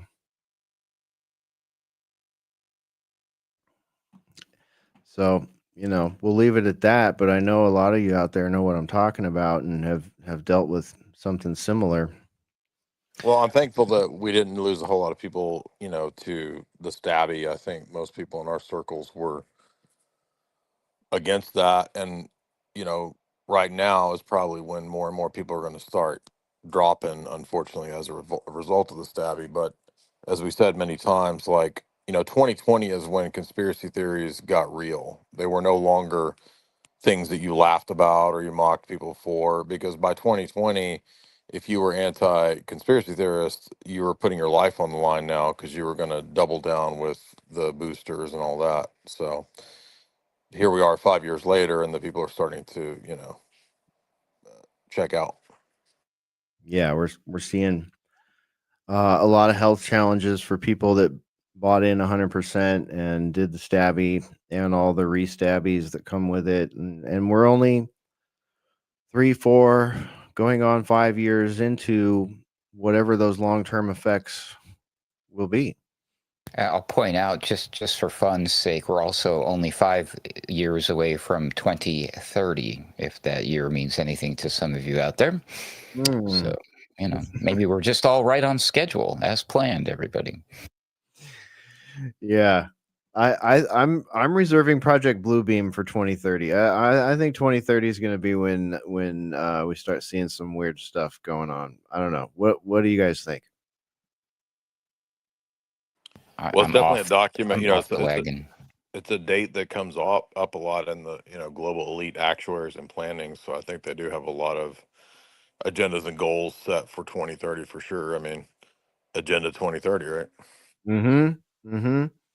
Yeah, and I think yeah, go ahead. Bluebeam. I think they're gonna pull Bluebeam before that, though. Really? Okay. Yeah. Well, maybe like some soft blue beam until the big like psyop. Yeah, I mean, I was actually expecting with all this alien propaganda that was happening that now fizzled out, right? Maybe they'll bring it back, but I thought they're actually going to do something. But yeah, it kind of Maybe felt it like was a giant red herring to keep everybody distracted from whatever they were really going to use that technology and things for. You never know. Yeah. Mm-hmm. Yeah, I mean, just the fact that we've been given so much predictive programming, then it comes in waves where it's like you get a wave of it in the 80s and then it kind of fades out and you get another wave of it in the early 90s and it kind of fades out, it kind of just exists in Hollywood for a while, and then in the age of podcasting, Bob Lazar and all that, or actually even before that you had the Ancient Aliens on cable TV, and then you had Bob Lazar and all these weirdos coming on the big podcasting channels. I mean, it really feels like the groundwork is being laid for something in that regard. But I take your point, Mystical Pharaoh. We could see some of that crap any day now. I would not be a bit surprised if I woke up tomorrow or close the show out and go look at YouTube and there's some sort of UAP invasion or something. Yeah. Well, you remember the whole New Jersey stuff, right? And it turned out it was the government. So they said, and so they say. Okay, right? Yeah. Is it though? I mean, remember they also said it was like a bunch of hobbyists too. Yeah, Like, yeah. what are you talking? Okay, where are the hobbyists? Where are the hobbyist TikTok channels? I mean, I don't know, but you remember when we were analyzing this, we said it was hobbyist. Actually, part of it was hobbyist, and we said like people were conditioned that anything they see, they're going to report it as a CFO and make like a big deal out of it. Hmm. So I think there is a lot of chaos that was created at that point of time. What is the reason? Again, as you said, there may be something that they were hiding. Yeah. I don't know. It felt kind of weird. It felt like they kind of like when Trump came in, they just sort of closed all those chapters really quickly. I don't know. There was a really weird moment there where like they were doing a re-examination of the Chinese balloon they shot down and of New Jersey and of all these things they wasted everybody's time with for night after night for a couple months there. Yeah. Couldn't I help but remember. wonder if they were sort of just closing the chapter on those particular things rather than explaining what actually happened, if that makes sense. Yeah, I How's did the remember. cleanup going in East Palestine? Are everybody doing out in Maui? There's a lot of things that need to be addressed here. Or North Carolina. Yeah. Yeah. Are there still people living in tents in North Carolina? Are we hearing about that? I don't know. Is Bill Gates still buying up all the farmland? There's nobody talking about that anymore. What happened with George Soros and Already his bought it. buying that all those 200 some odd radio stations? Did that go through? Did that get blocked? I mean, I saw That went through. I saw him talking about it recently on a dreaded Fox broadcast, and it sounded like they were going to try to roll it back or something. I don't know. They should. They definitely should. But I mean, who's listening to terrestrial radio anymore? Anyways, is that an effective like block of people to psyop? Maybe the terrestrial radio is training all the AI language learning models, Hesher, Training them to run on a strict clock. and stick to a strict narrative too. Yeah, yeah. They're going to get the propaganda on time. Never mind. What do you guys think about the latest on the Epstein thing? Like there was this whole drama since last time we were on, and they're like firing people supposedly and getting truckloads of documents. Is it still complete nothing burger moving forward? I mean, that's kind of where I'm at with it probably, but what do you guys think? Well, what do you think? I mean, this administration is full of Zionists, and they are arresting everybody. Not arresting, but they are, anybody right now that talks about Zionism or Israel is being attacked. You saw Ian Carroll, like after that show, all those like groups came out and say he's Qatari. Mm-hmm. Knowing that the Qataris actually been funding Hamas through like as a proxy to Israel and US, right? So it's just complete BS. It's a good thing you've got your citizenship already, buddy. We could be in hot water if this conversation was going on 5 years ago, right? I know, but I mean, my point is, with all what we're seeing, do you really think the Epstein files are going to come out? No, and even if it makes comes no out, sense. they are going to put some nonsense material out there that's not going to do anything. Same right? with JFK and same with 9/11. I'm sorry, I hate to be the downer Debbie here, but if you're holding your breath on any of those that could have any involvement with our own or Israel's intelligence agencies, good luck. It ain't gonna happen. You're not gonna get it. If Randy J was here, he would appreciate this. I will eat my fucking Vans if we get an unredacted report on all three of those. No, I mean the whole RF, JFK, they gave it to Congress and they were taking pictures of it, same like they did with ZBS, like Epstein, like binders. You saw that, right? Yeah, dude. That was the cheesiest shit ever. What a I dog was and pony. so pissed. Like, what is this crap?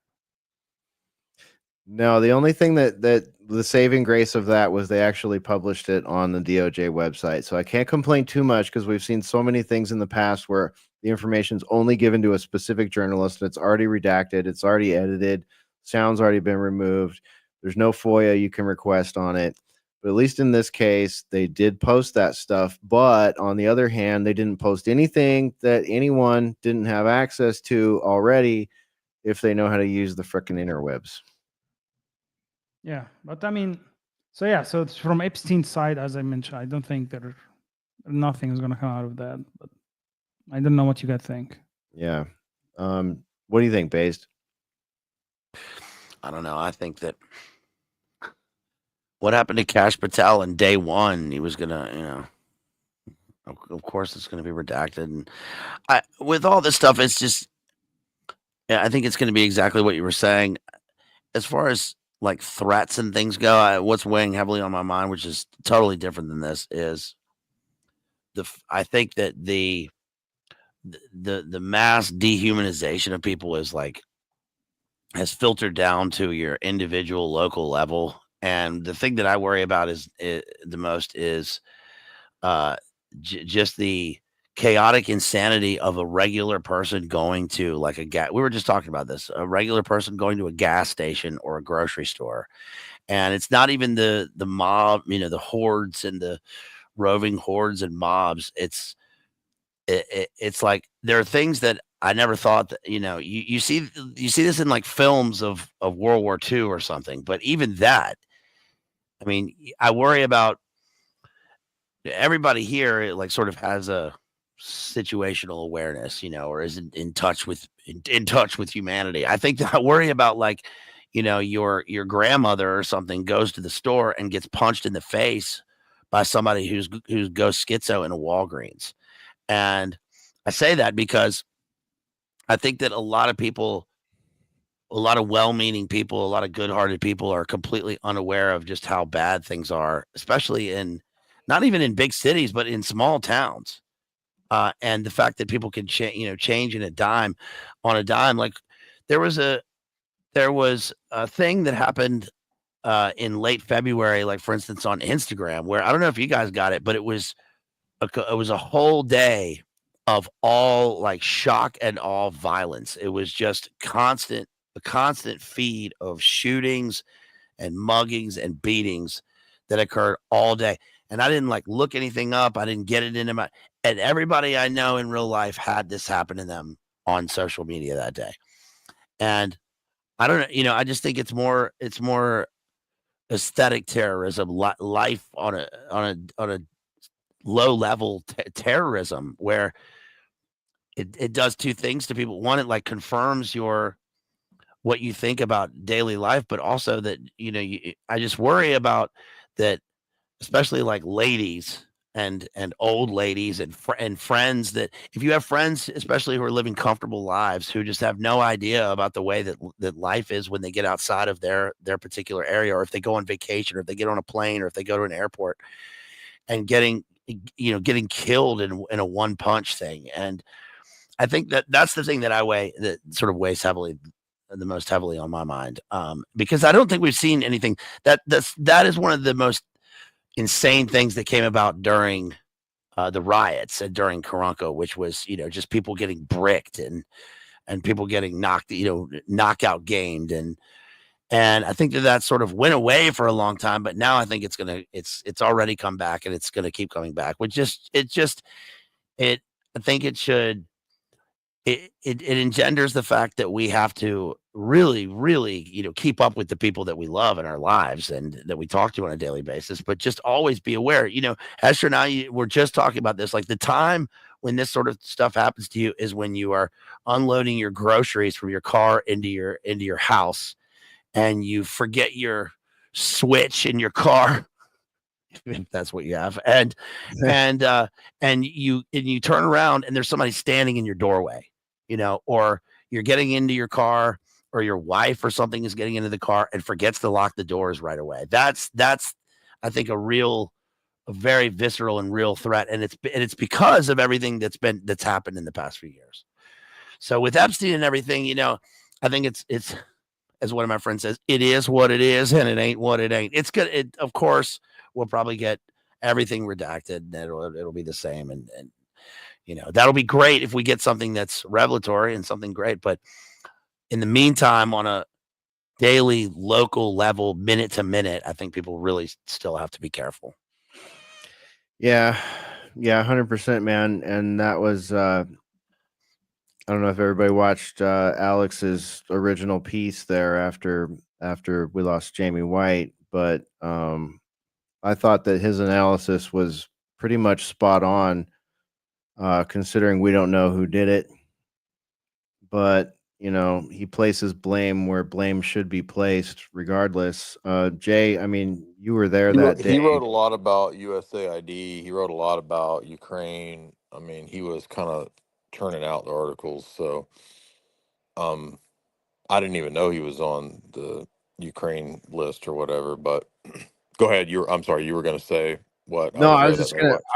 I was just gonna ask you like what you thought of what Alex said, because basically, if anyone missed it, he was talking about how the DA in Austin, Yeah. and the Soros DAs in general, and sort of the reformative justice, quote unquote, that we've been seeing for the last, 4 years in particular, are at the very least what led to this situation. And at the very worst, we've got things like, open threats from intelligence agencies in Ukraine, etc. Yeah, I mean, Alex keeps going back and forth. Like originally, he was like, "Oh, this is definitely, probably some kind of a hit," and then it was no. The police are saying this was a carjacking, and somebody tried to get into his car. But then he's like, "No, wait a minute. I got this message from the Trump administration that there's a credible threat on my life as well." And then the two subsequent swatting attacks on Chase Geyser. I mean, there does seem to be likely some kind of coordinated thing. I'm not a full time InfoWars type employee person, but obviously hosting, I have that association as well. I actually had multiple people reaching out saying, "Hey, watch out." I mean, I don't think there's any direct threat on me, but people were saying, watch out, be sure to have your handgun with you, which of course we always do. But um, I was even told that it might be a good idea when we get back to where we're going to mention to the local police that I live there and there might be swatting threats. You know what I mean? Yeah, yeah, yeah, absolutely. And that's so ridiculous that that's something that you have to think about. But I mean, this is where we're at. I mean, how many times has Tim Pool been swatted? Like 18? It's ridiculous. I remember Yeah, that's years right. ago when we talked about swatting, the first time we started seeing it pop up in the media, and now it's just like ubiquitous. It's happening all the time, and there's campaigns for it, which we saw this week. Yeah, and then all the attacks against Elon Musk and his products and Teslas, and somebody Mhm. shot up a dealership. There were shades of this whole BLM stuff with the Antifa crowd running around causing trouble, or people who are also they seem emboldened by the Luigi thing. What was that guy, Luigi Mangione, right? Yeah, the CEO Yeah, from the exactly. Yeah, insurance the company. CEO assassin guy. So again, we find ourselves in a physically dangerous environment around what? Politics. How ridiculous is that? So, and whether or not that's funded by like Soros or whoever or whatever, or who knows, but the environment is there again. So I think based on what you guys are all saying, it behooves all of us to maintain situal awareness and walk around with our heads on a swivel again, again, again. Yeah, yeah, and it was just weird because we had just been out at the range. I mean, Jay and Jamie were owning this 45 right here. I mean, god damn, talk about crack shots. And then to come back from that, literally as soon as we came back from that, Jay forwarded the news of what happened to Jamie White to us, and it was just like, holy crap, and then all of a sudden it's like they're, Jay and Jamie Hanshaw are driving down there to where this happened, and it's just like, oh crap, I'm not surprised you got a number of messages, because Spore and I were feeling the same way after watching the broadcast down there. It was just like, man, I hope they come back Yeah. out of Austin tonight. Well, I really decided, I guess, a couple years ago that we always travel with a gun and didn't always do that. But, as things have gotten worse in the cities, especially in America, like all the big cities are pretty much blue, Yeah. and you can just kind of bet on, massive crime. But there's also like small towns that you don't even know about that are suddenly, especially border towns, that are suddenly like super, super dangerous that they warn people about, Yeah. Beaumont, Texas. We accidentally stayed in Beaumont one time, and it turns out it was like one of the super high crime problem areas of Texas. But I did have the gun with me, so. But that's the thing about flying. Like maybe there's some way in which you check it in. You mentioned something, but like I've never done that, and I just have a gun that's not, you know, a licensed gun. So I don't like flying because I can't take a gun. Yeah, yeah. It's a whole thing, man. If you're gonna fly with a gun, it's totally doable, but if you've never done it before, it can be a little bit intimidating. First time I did that, I was just like, "Oh boy, this is awkward." But yeah, it's and it's so confusing, like having to drive through multiple states. If you're, you're going from one state to, 5 states over, you literally have to, plan the trip ahead, know what kind of gear you have, like know all the gear that you have. If you're just traveling with a pistol or a shotgun or whatever, it's a lot easier. But if you're traveling with short-barreled rifles or suppressors, there's a whole bunch of other stuff you have to do. It just, and it's different state to state. And then, like you pointed out, there's certain cities that have weird ordinances that you need to be aware of. It's, I don't know. Hopefully we're on our way to, better times in that regard in this country. But I'm seeing conflicting reports about the direction of the ATF and all that good stuff. But Trump's EO definitely sounded like it was on the right track. But again, we always have to be vigilant and take these things one thing at a time, because Trump was the guy that was okay with red flag laws at one point. So, there's, but I don't know. You should be, as an American, I guess my point is, as an American, according to our founding documents, you should be able to travel through the United States in any format you choose with your Second Amendment intact. And I guess that's the most Did Trump get his guns back? Didn't they take his guns away from him? good question. Yeah, I remember he had that those. And it's funny too. It's just like, does he really carry? Does he really pack? Does he need to? I mean, they were talking He today. owns a Glock, apparently, or he did. Yeah, he had a Glock 17 and a Glock 19, if I recall. Yeah, I don't know. Did he get those back? Of course. Probably pardoned himself or whatever. That's just the places that we used to take for granted about going. Like if I had kids, I would not be going out for activity, like certainly after dark. Unless I was going somewhere that I knew that was like a totally normal place. But like taking your kids or something to the aquarium, or going to a big. I mean, you just have to be completely aware now, in a way that I think that people weren't before. And I'm fine. It's just me. But like, if you're, and that's traveling. But even in where you live, I think people really have to cultivate. It sounds so silly, in a way, but it's like cultivate the kind of things where people know you wherever you go. I'm lucky because, I'm pretty much in the ghetto, and I know everybody, and I know everybody here. And it sounds like that would be worse, but it's actually better. And I'm in a smaller place, and I know everybody everywhere I go. But even that, I think people are just not aware of how, the old thing about like somebody steps in front of you in line, and there's an old lady who raises her voice about something. It's like, you have to be aware that the person that you're dealing with could turn and has no compunction about just knocking you out, or killing some old woman or whatever. And you have to stand. People are, I think people are pretty good about standing up for themselves, but being aware of like how far they go and the limit, because society now is just runs on rage and emotion, and SSRI and weird synthetic drugs and politics. And human life is very cheap. And that sounds totally black pilled, but I think there's a liberation in knowing that, and knowing and being aware of where you are and what you can do and what's safe and what isn't. Yeah. Yeah. Yeah. I mean, I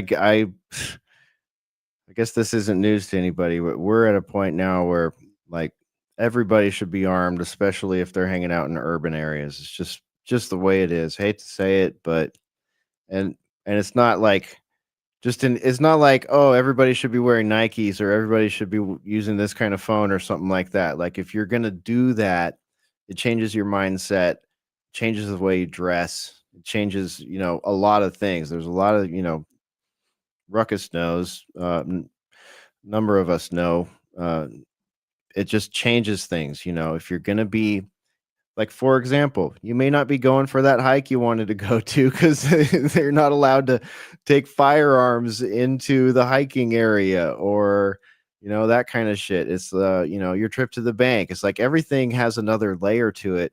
And those are just the small things. Those are just the administrative, logistical things. The big thing is the willingness to use deadly force to defend yourself. Like that's the hardest part for a lot of people. Like I have a friend who's in the industry, and someone came to him and said, hey, I'm not really a gun person, I don't really like guns, but because of the way things are going right now, I think I should have one.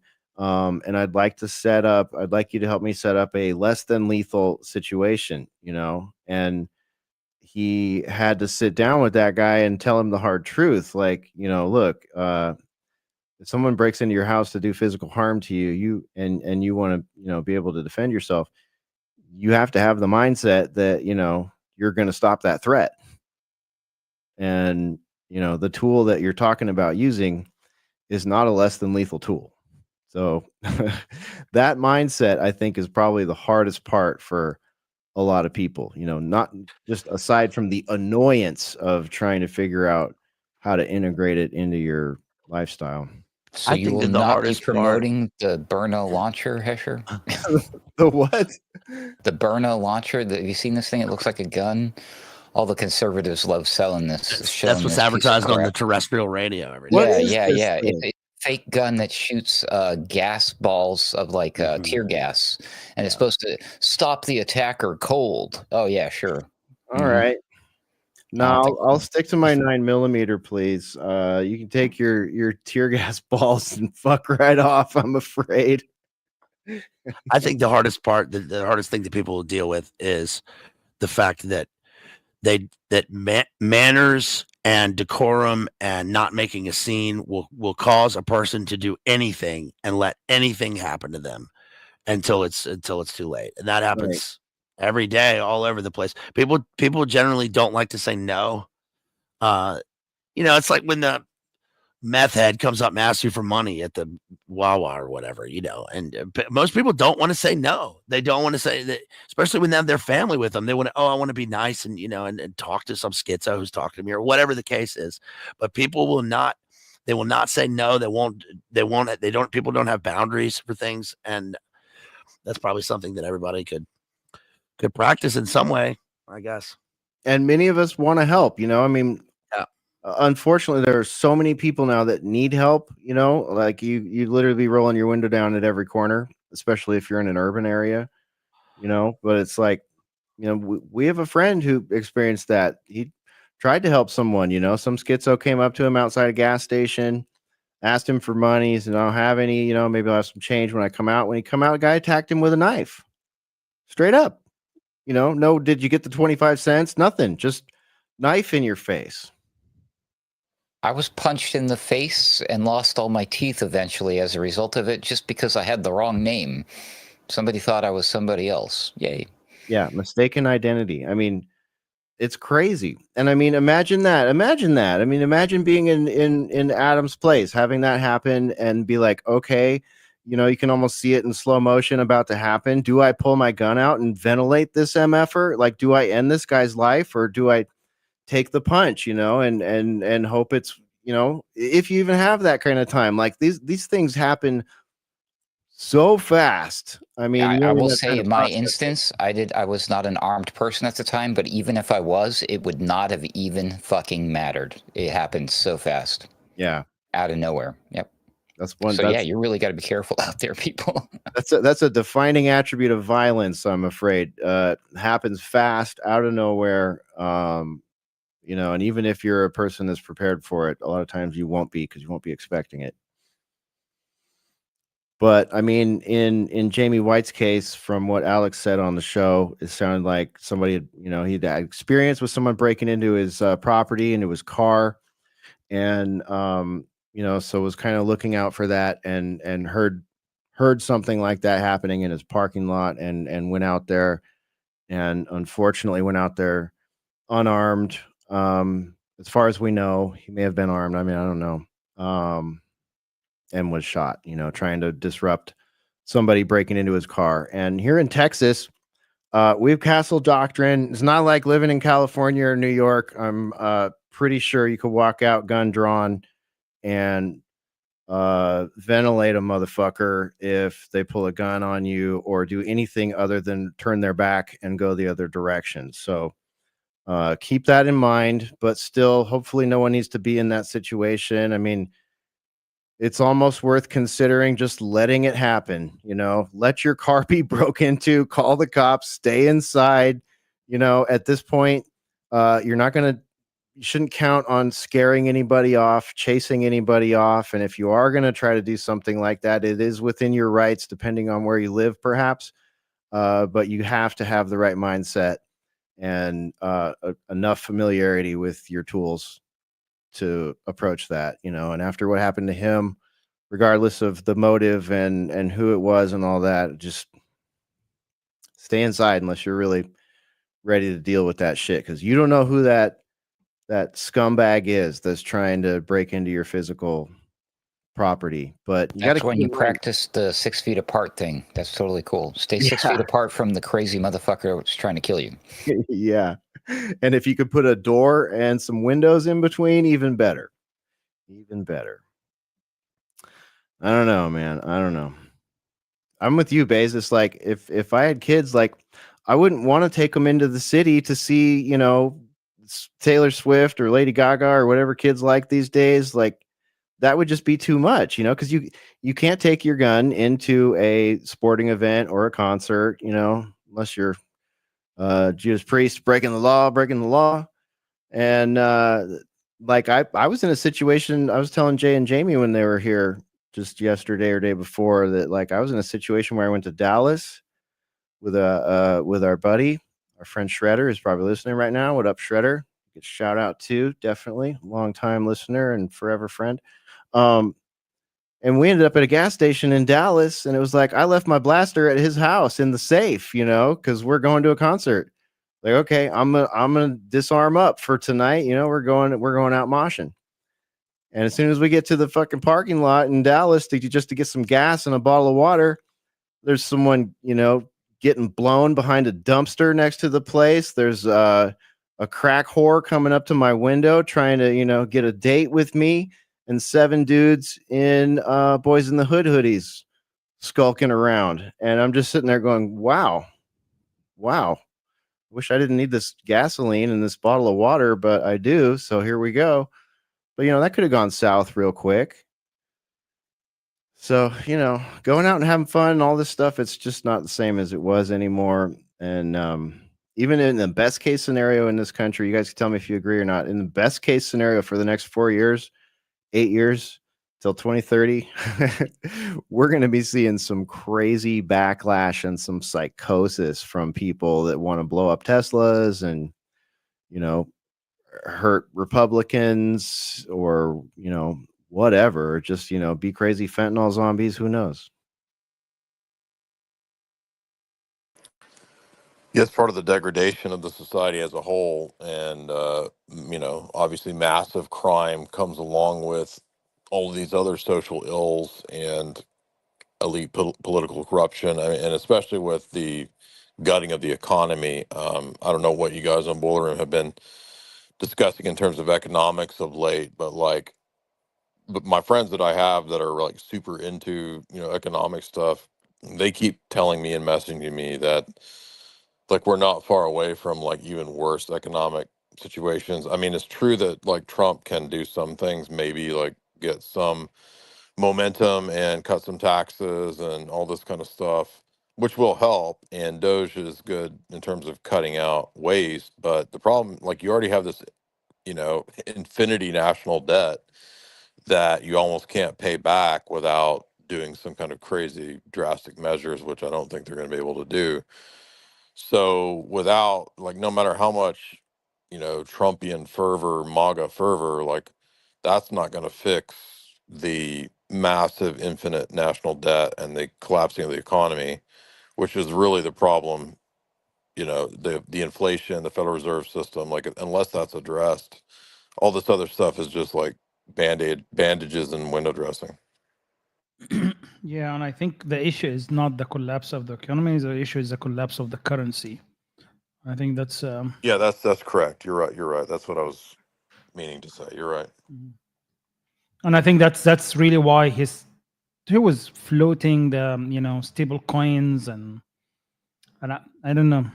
I mean, there's people that say that this is the only way they can offset that is just by ushering a new digital currency. I know he's against CBCD, central digital currencies, but Yeah, he's that's been in great. favor I of agree with all that. stable coins. Yeah. Well, I mean, I don't even have a huge issue with that, but I mean, if he's gonna move, he did the strategic reserve for Bitcoin, which is good, and that was pretty positive for Bitcoiners because he's not gonna buy shit coins with U.S. taxpayer money. And Loomis is talking about the Bitcoin bill passing, so I think those things are all still positive for the economy. I don't see any other way out of it other than linking it to something like gold and Bitcoin. Yeah, Yeah. like it might just be too late. Like a lot of the things that we're seeing kind of feel like, band-aids where tourniquets should be, perhaps. Mm. I mean, check this out, you guys. Ruckus found this and dropped it in our group chat last week. It's a visualizer for what our debt looks like. So if you're like me and you have a hard time conceptualizing a number over 1 million, like when I start thinking about numbers over 1 million, and this is pretty sad because I wish I had $1 million in my bank account. Maybe that would be easier to conceptualize, but I don't. So anyways, when I start thinking about millions, billions, and trillions, it's really hard for me to like wrap my brain around what that is. And I think by volume and weight is a really good means. So let me just play this. I think it has some stupid like B-roll style music on it, so you guys can feel free to talk over it. But I'm gonna roll this visualizer here, and for those of you just listening, it's the U.S. debt, $30 trillion visualized in physical cash. And we're starting with a single $100 bill here. So let's watch this grow from hundreds to thousands to millions to billions to trillions so we can kind of all see like what kind of numbers we're talking about here.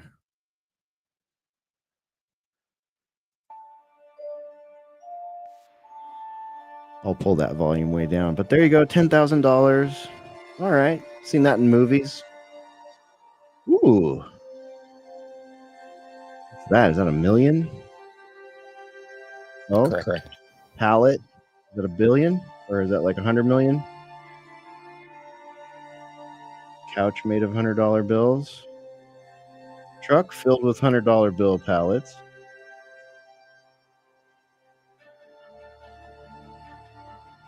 There we go. $1 trillion. It's like multiple football fields of $1 billion crates. I lost count of how many we're at now. That's at least 3 or 4 football fields already. 5, Yep. I think. Yep.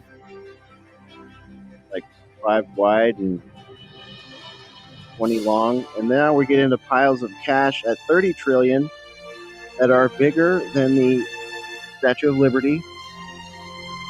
Multiple Statue of Liberty surrounded by skyscraper-sized barrels of cash at $30 trillion. But we're still going. There you go. I like how it's still in progress because the damn thing don't stop. Yeah, it just keeps going. I like the 2 extra trucks on the end because that's Yeah. how to complete the 30 trillion. Right. 2 trucks.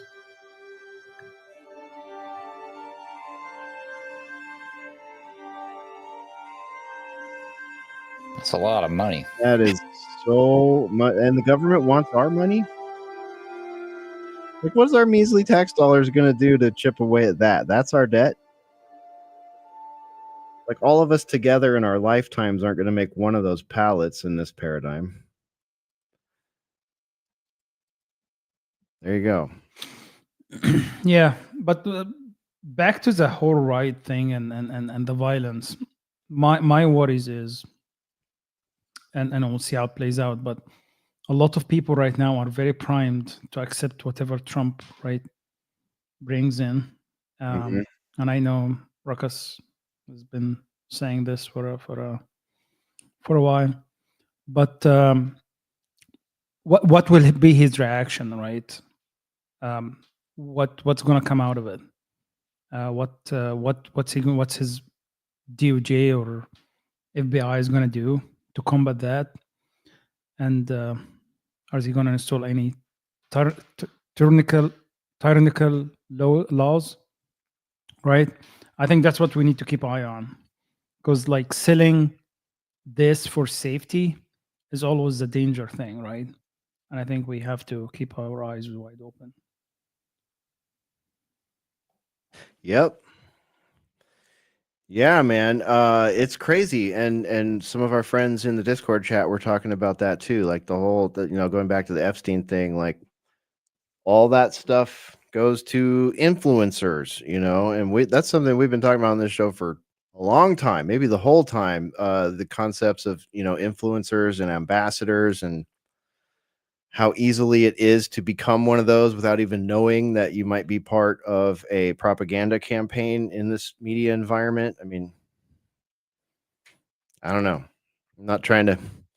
Well, actually, I am. I could cast a lot of shade on DC Drano and a number of these people. So I guess I am casting shade. Oh, no doubt about it. Some of these people know exactly what they're doing. They know that they're frauding people. Hesher, you and I have personally known people like that doing this business. We'll just leave it at that. So, I mean, like, yeah, there's a lot of dirty mofos out there who know exactly that they're faking it, that they're taking advantage. They're grifting, and they know it.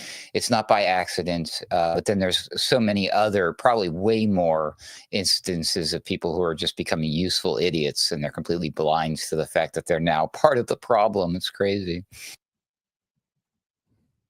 But you can blame somebody like Elon Musk. Like the Elon Musk thing is actually a huge factor of this. The fact that so many people were censored on Twitter, and then enduring what we all had to endure during the COVID thing, and then the guy comes in with the sink, let that sink in, and he buys Twitter and he changes it. He gives Alex Jones back his account after a lifetime ban. So Trump's back there doing his thing, and they're all like pumping, shilling cryptocurrency, whatever they're doing. But the thing is, like, it was a trick, because now these people feel empowered and they have the large audience. They have all eyes on them.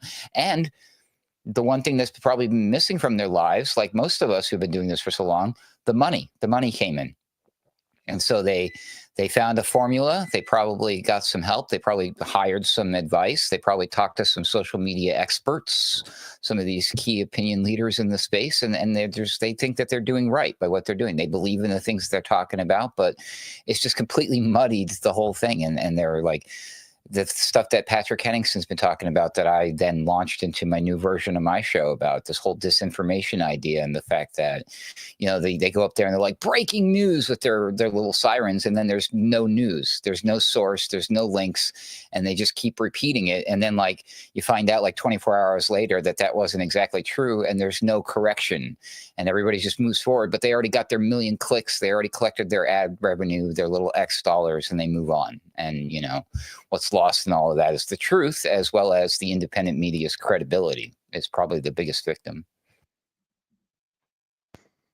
Right. And we're dealing with an era where it's harder and harder for people to find what they're looking for, right? Like most people at this point are just going to take what's fed in the feed because it's the easiest thing. The feed already kind of knows you, if you will, and just gives you the stuff. Whereas like a completely different paradigm, right? Because we used to go out and look for stuff, and now we're just dealing with this inbound like fire hose of information and outrage. I actually had to intentionally mute posts for people I don't follow, because like the algorithm just keep throwing shit at me, and I feel like I'm sitting in like an echo chamber. Yeah. And it's interesting because some of those people you're mentioning, you see the same exact. You know how they get the clips of CNN and all these guys like say the same message. Same thing happened with these guys. It's like someone is giving them the narrative and they just go for it. So I had to actually intentionally mute them. I'm gonna dip here, you guys. I gotta peace out. Thanks, Asher, Baze. Ruckus, Jay, Jamie, All right, Spore, Baze. Thanks for Infidel. being here Peace, y'all. tonight, man. Love y'all. All right. Peace. There goes Baze Lit Analyzer. We are going to wind down. We're just over 2 hours here. Infidel, I want to add to what you just said because you're 100% right. And from what I'm starting to see, I have this theory, as it were. Maybe I'll discuss it on my program eventually or dig deeper. But the narrative, I think the official narrative that is now being amplified by these people on social media is being subtly fed to them in a very subconscious algorithmic manner. And I think it all, and I think a lot of it hinges on what's happening on X right now. I don't know. Absolutely. I don't want to blow them up and make them think that they're any bigger or more important than they are, but I think they play an incredibly important role in this new propaganda machine that we're going to have to deal with. 100%. And as you said, it might not be intentional, right? But I think it's because of the monetization and how information is being fed is leading to that. And you just need one or two of these guys on board. And some of these guys actually own multiple accounts. Some of these accounts you think are multiple people are not. It's the same person. And all you need is just a few people either on board, or you just need to aggressively target, brain fuck these people, and the rest will follow. So it's a very simple game social media has been around for a while. And I talked about on one of my disinformation programs, some of these early researchers that they learned your personality, how much they can make a clone out of you just based off of your 30 minutes of like you liking something on your Instagram feed. You know, it's pretty wild, the advanced technology and what they can do and learn about you. And that's a two-way street. They can influence you, nudge you, do all sorts of subtle things that you couldn't even fathom. And we're way beyond that point now. So I think that they're playing a very dangerous game with X right now. Yeah. Okay, let's see here. Let me go around the room and make sure we didn't miss anything. Jay, I got this link that you dropped in the back chat here from Bex on X, and for anyone that's just listening, let me read it to you. See if I can make it a little bit bigger over here for those of you watching. Swatting is a tactic favored by accelerationists because it puts a strain on local infrastructure by wasting resources. Other groups do it, quote unquote, for the lulz, to the same effect. 9 out of 10 swatting attacks, including those targeted at influencers on the right, come from a cyber criminal network called COM. And yeah, that is interesting, Jay, because she makes a really good point there in that it's a huge waste of resources. It's dangerous. It's dangerous for the people being swatted. It's dangerous for the SWAT operators. And it takes resources and puts them at fake locations while real people are, having violent assaults happen. Yeah, we did an interview, me and her, a few months ago on her research into sort of online cults, forums, incel forums, and how people are manipulated and entrapped and kind of provoked, provocateured through those kinds of groups. So I would assume that she probably is well researched in making that claim. I've never heard of COM, but that makes sense. Yeah, I'm not familiar with. She is one of the important accounts to follow on X. So if you have X and you don't follow her, it's BX_on_X.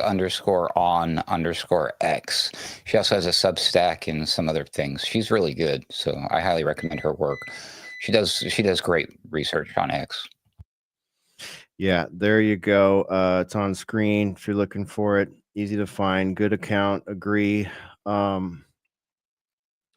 Yeah, look at that link I just sent. Yeah, what is this? Share. Let's see here. That's crazy. They swatted a hospital. It's insane. Wow. Okay, this is in San Bernardino. It looks like swatting. This is out of Los Angeles Times. Swatting call about gunmen at Loma Linda Hospital prompts massive police response and evacuations. And this came out yesterday. Dozens of heavily armed deputies swarmed Loma Linda University Children's Hospital Wednesday night after a caller told officials he was planning on, quote, shooting up the San Bernardino County Medical Facility. A man with a gun was believed to be in the pediatric emergency room. Officials rushed to evacuate the hospital as reports of an active shooter spread on social media. Law enforcement surrounded the building where a search was underway. Around 8 p.m., the county sheriff's department issued an all clear, and the incident was the result of a swatting call, a hoax, a threat.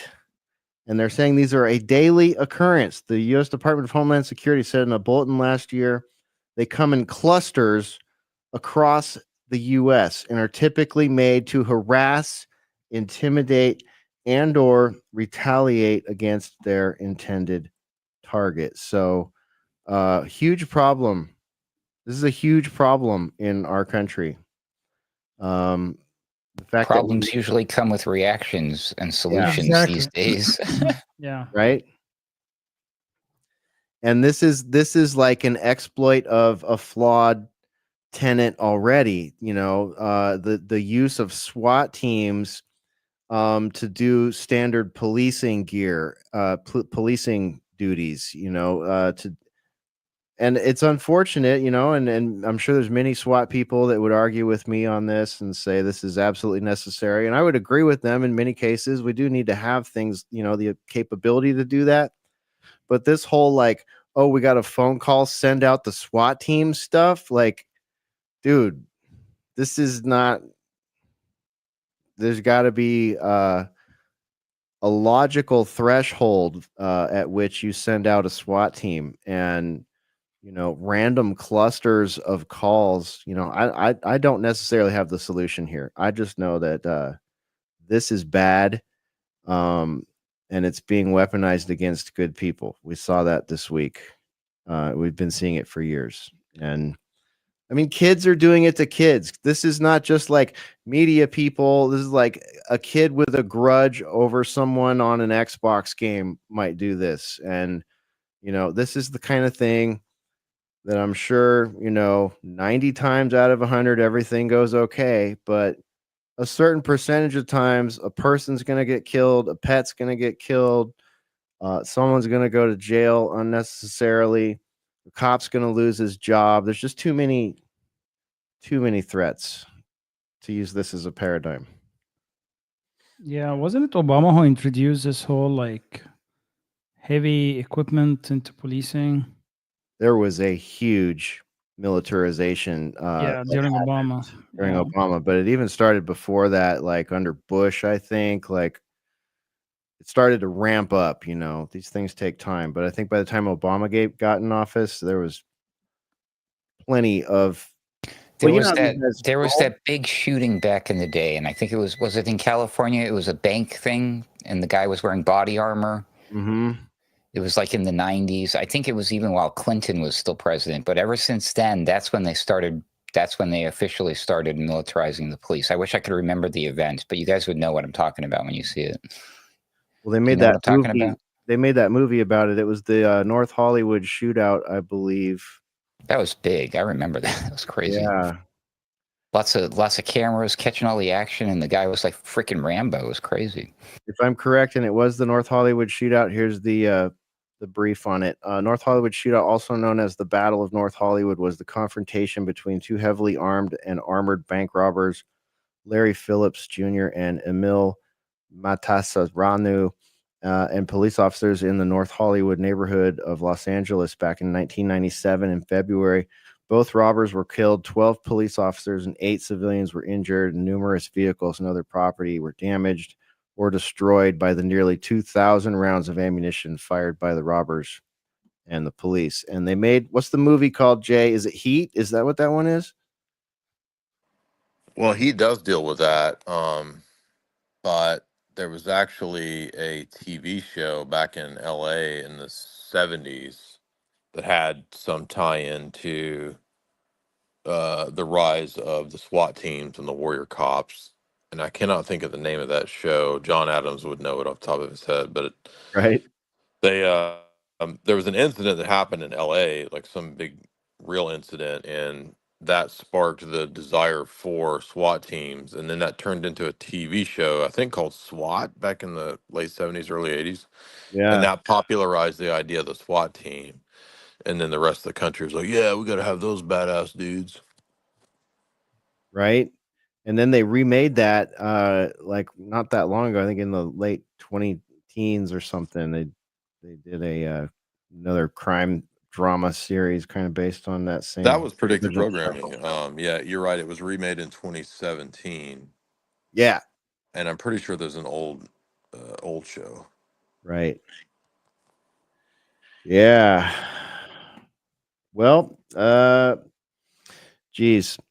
I'm gonna wrap this up, you guys. Yeah, hold, We're so it is. There was an old show in the 70s called SWAT that lasted for 2 seasons, and that popularized the idea of the SWAT team.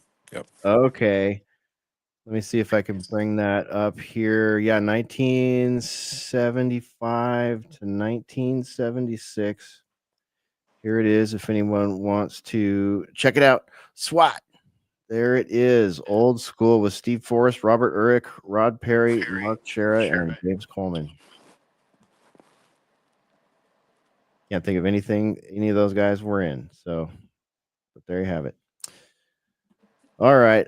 Saved rounds, final thoughts. Let's do it. Let's run through the room here. Jay and Jamie, thanks so much for the visit and for hanging with us and being here tonight in the boiler room. Hope the rest of your travels go smoothly and safely. And we will look forward to having you back on again real soon.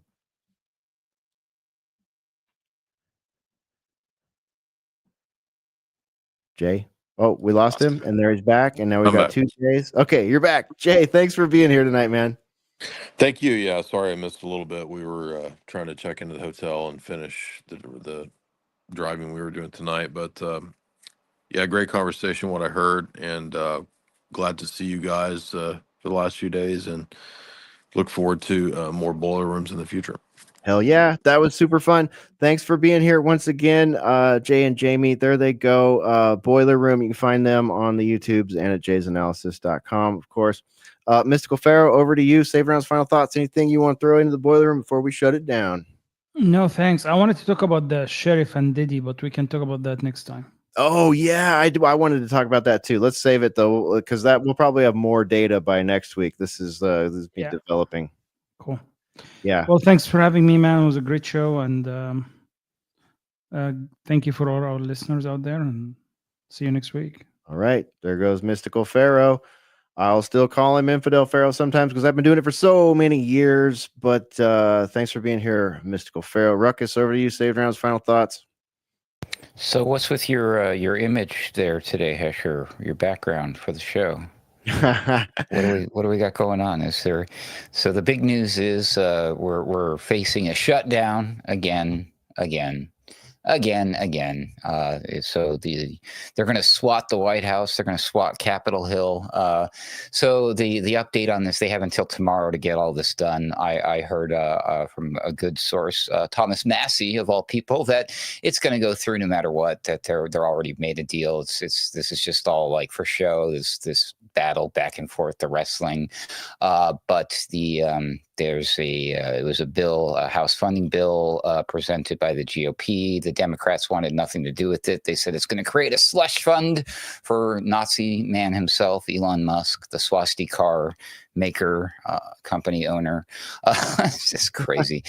But calm down. The government's not shutting down. They're not really fighting with each other. They're all friends behind the scenes. And Thomas Massey got himself in a little bit of hot water there with Trump. Old Trumpster went on his Truth Social and talked some smack, and a lot of people stepped up to defend Massey, so that was kind of interesting. So Trump's got to be careful with some of these fights that he's picking, because some of the people really are sticking to what they believe in, and it turns out that I guess I was wrong. I assumed everyone who worships Donald Trump and was MAGA, they're just going to go along with everything that he does and says, and the incident here with this shutdown fight over the funding and Massey proved me wrong. So I'm happy to see that, and it So I don't know. So all hope is not lost, but again, there's the big news that's happening in America. We were going to get shut down, but no, not anymore. So apparently what's going to happen, in case you didn't know, we brought it up. I think it's the Ides of March. The Dems have a spring get together that they have planned all right along. I don't know. Maybe they're going to do their assassination plotting or their sacrificing and their adrenochrome drinking in the woods somewhere naked in a circle. Who knows what they do, but they're going to have a special retreat and they're all going to go hang out and rub elbows and God knows what else with each other. So they're going to get the deal done, sign the thing, and just go on their merry way and come back and screw us 10 ways till next Sunday, I'm sure. Are they doing that at Bohemian Grove or what? Probably. I don't know. But that's what the plan is with the United States government. So y'all enjoy your weekend because we know they will. Thanks for having me, Hesher. Hopefully I'll have my new episode available tomorrow, God willing, and then we'll go from there. So until then, God bless each and every one of you. May God save this republic. Ruckus out. Thanks, Ruckus. All right. And thank you for being here with us tonight, all our friends out there on Rumble and on YouTube and in the podcast streams. We really appreciate it. And we'll look forward to seeing you again next weekend. On behalf of all of us here at alternatecurrentradio.com and the Boiler Room, we really appreciate you. And you can support us. You can buy shirts. You can buy mugs. You can drop things in the PayPal, all that good stuff at... You got it. AlternateCurrentRadio.com. See you next week. Hesher is out. That's it. Go ahead and run. Run home and cry to mama.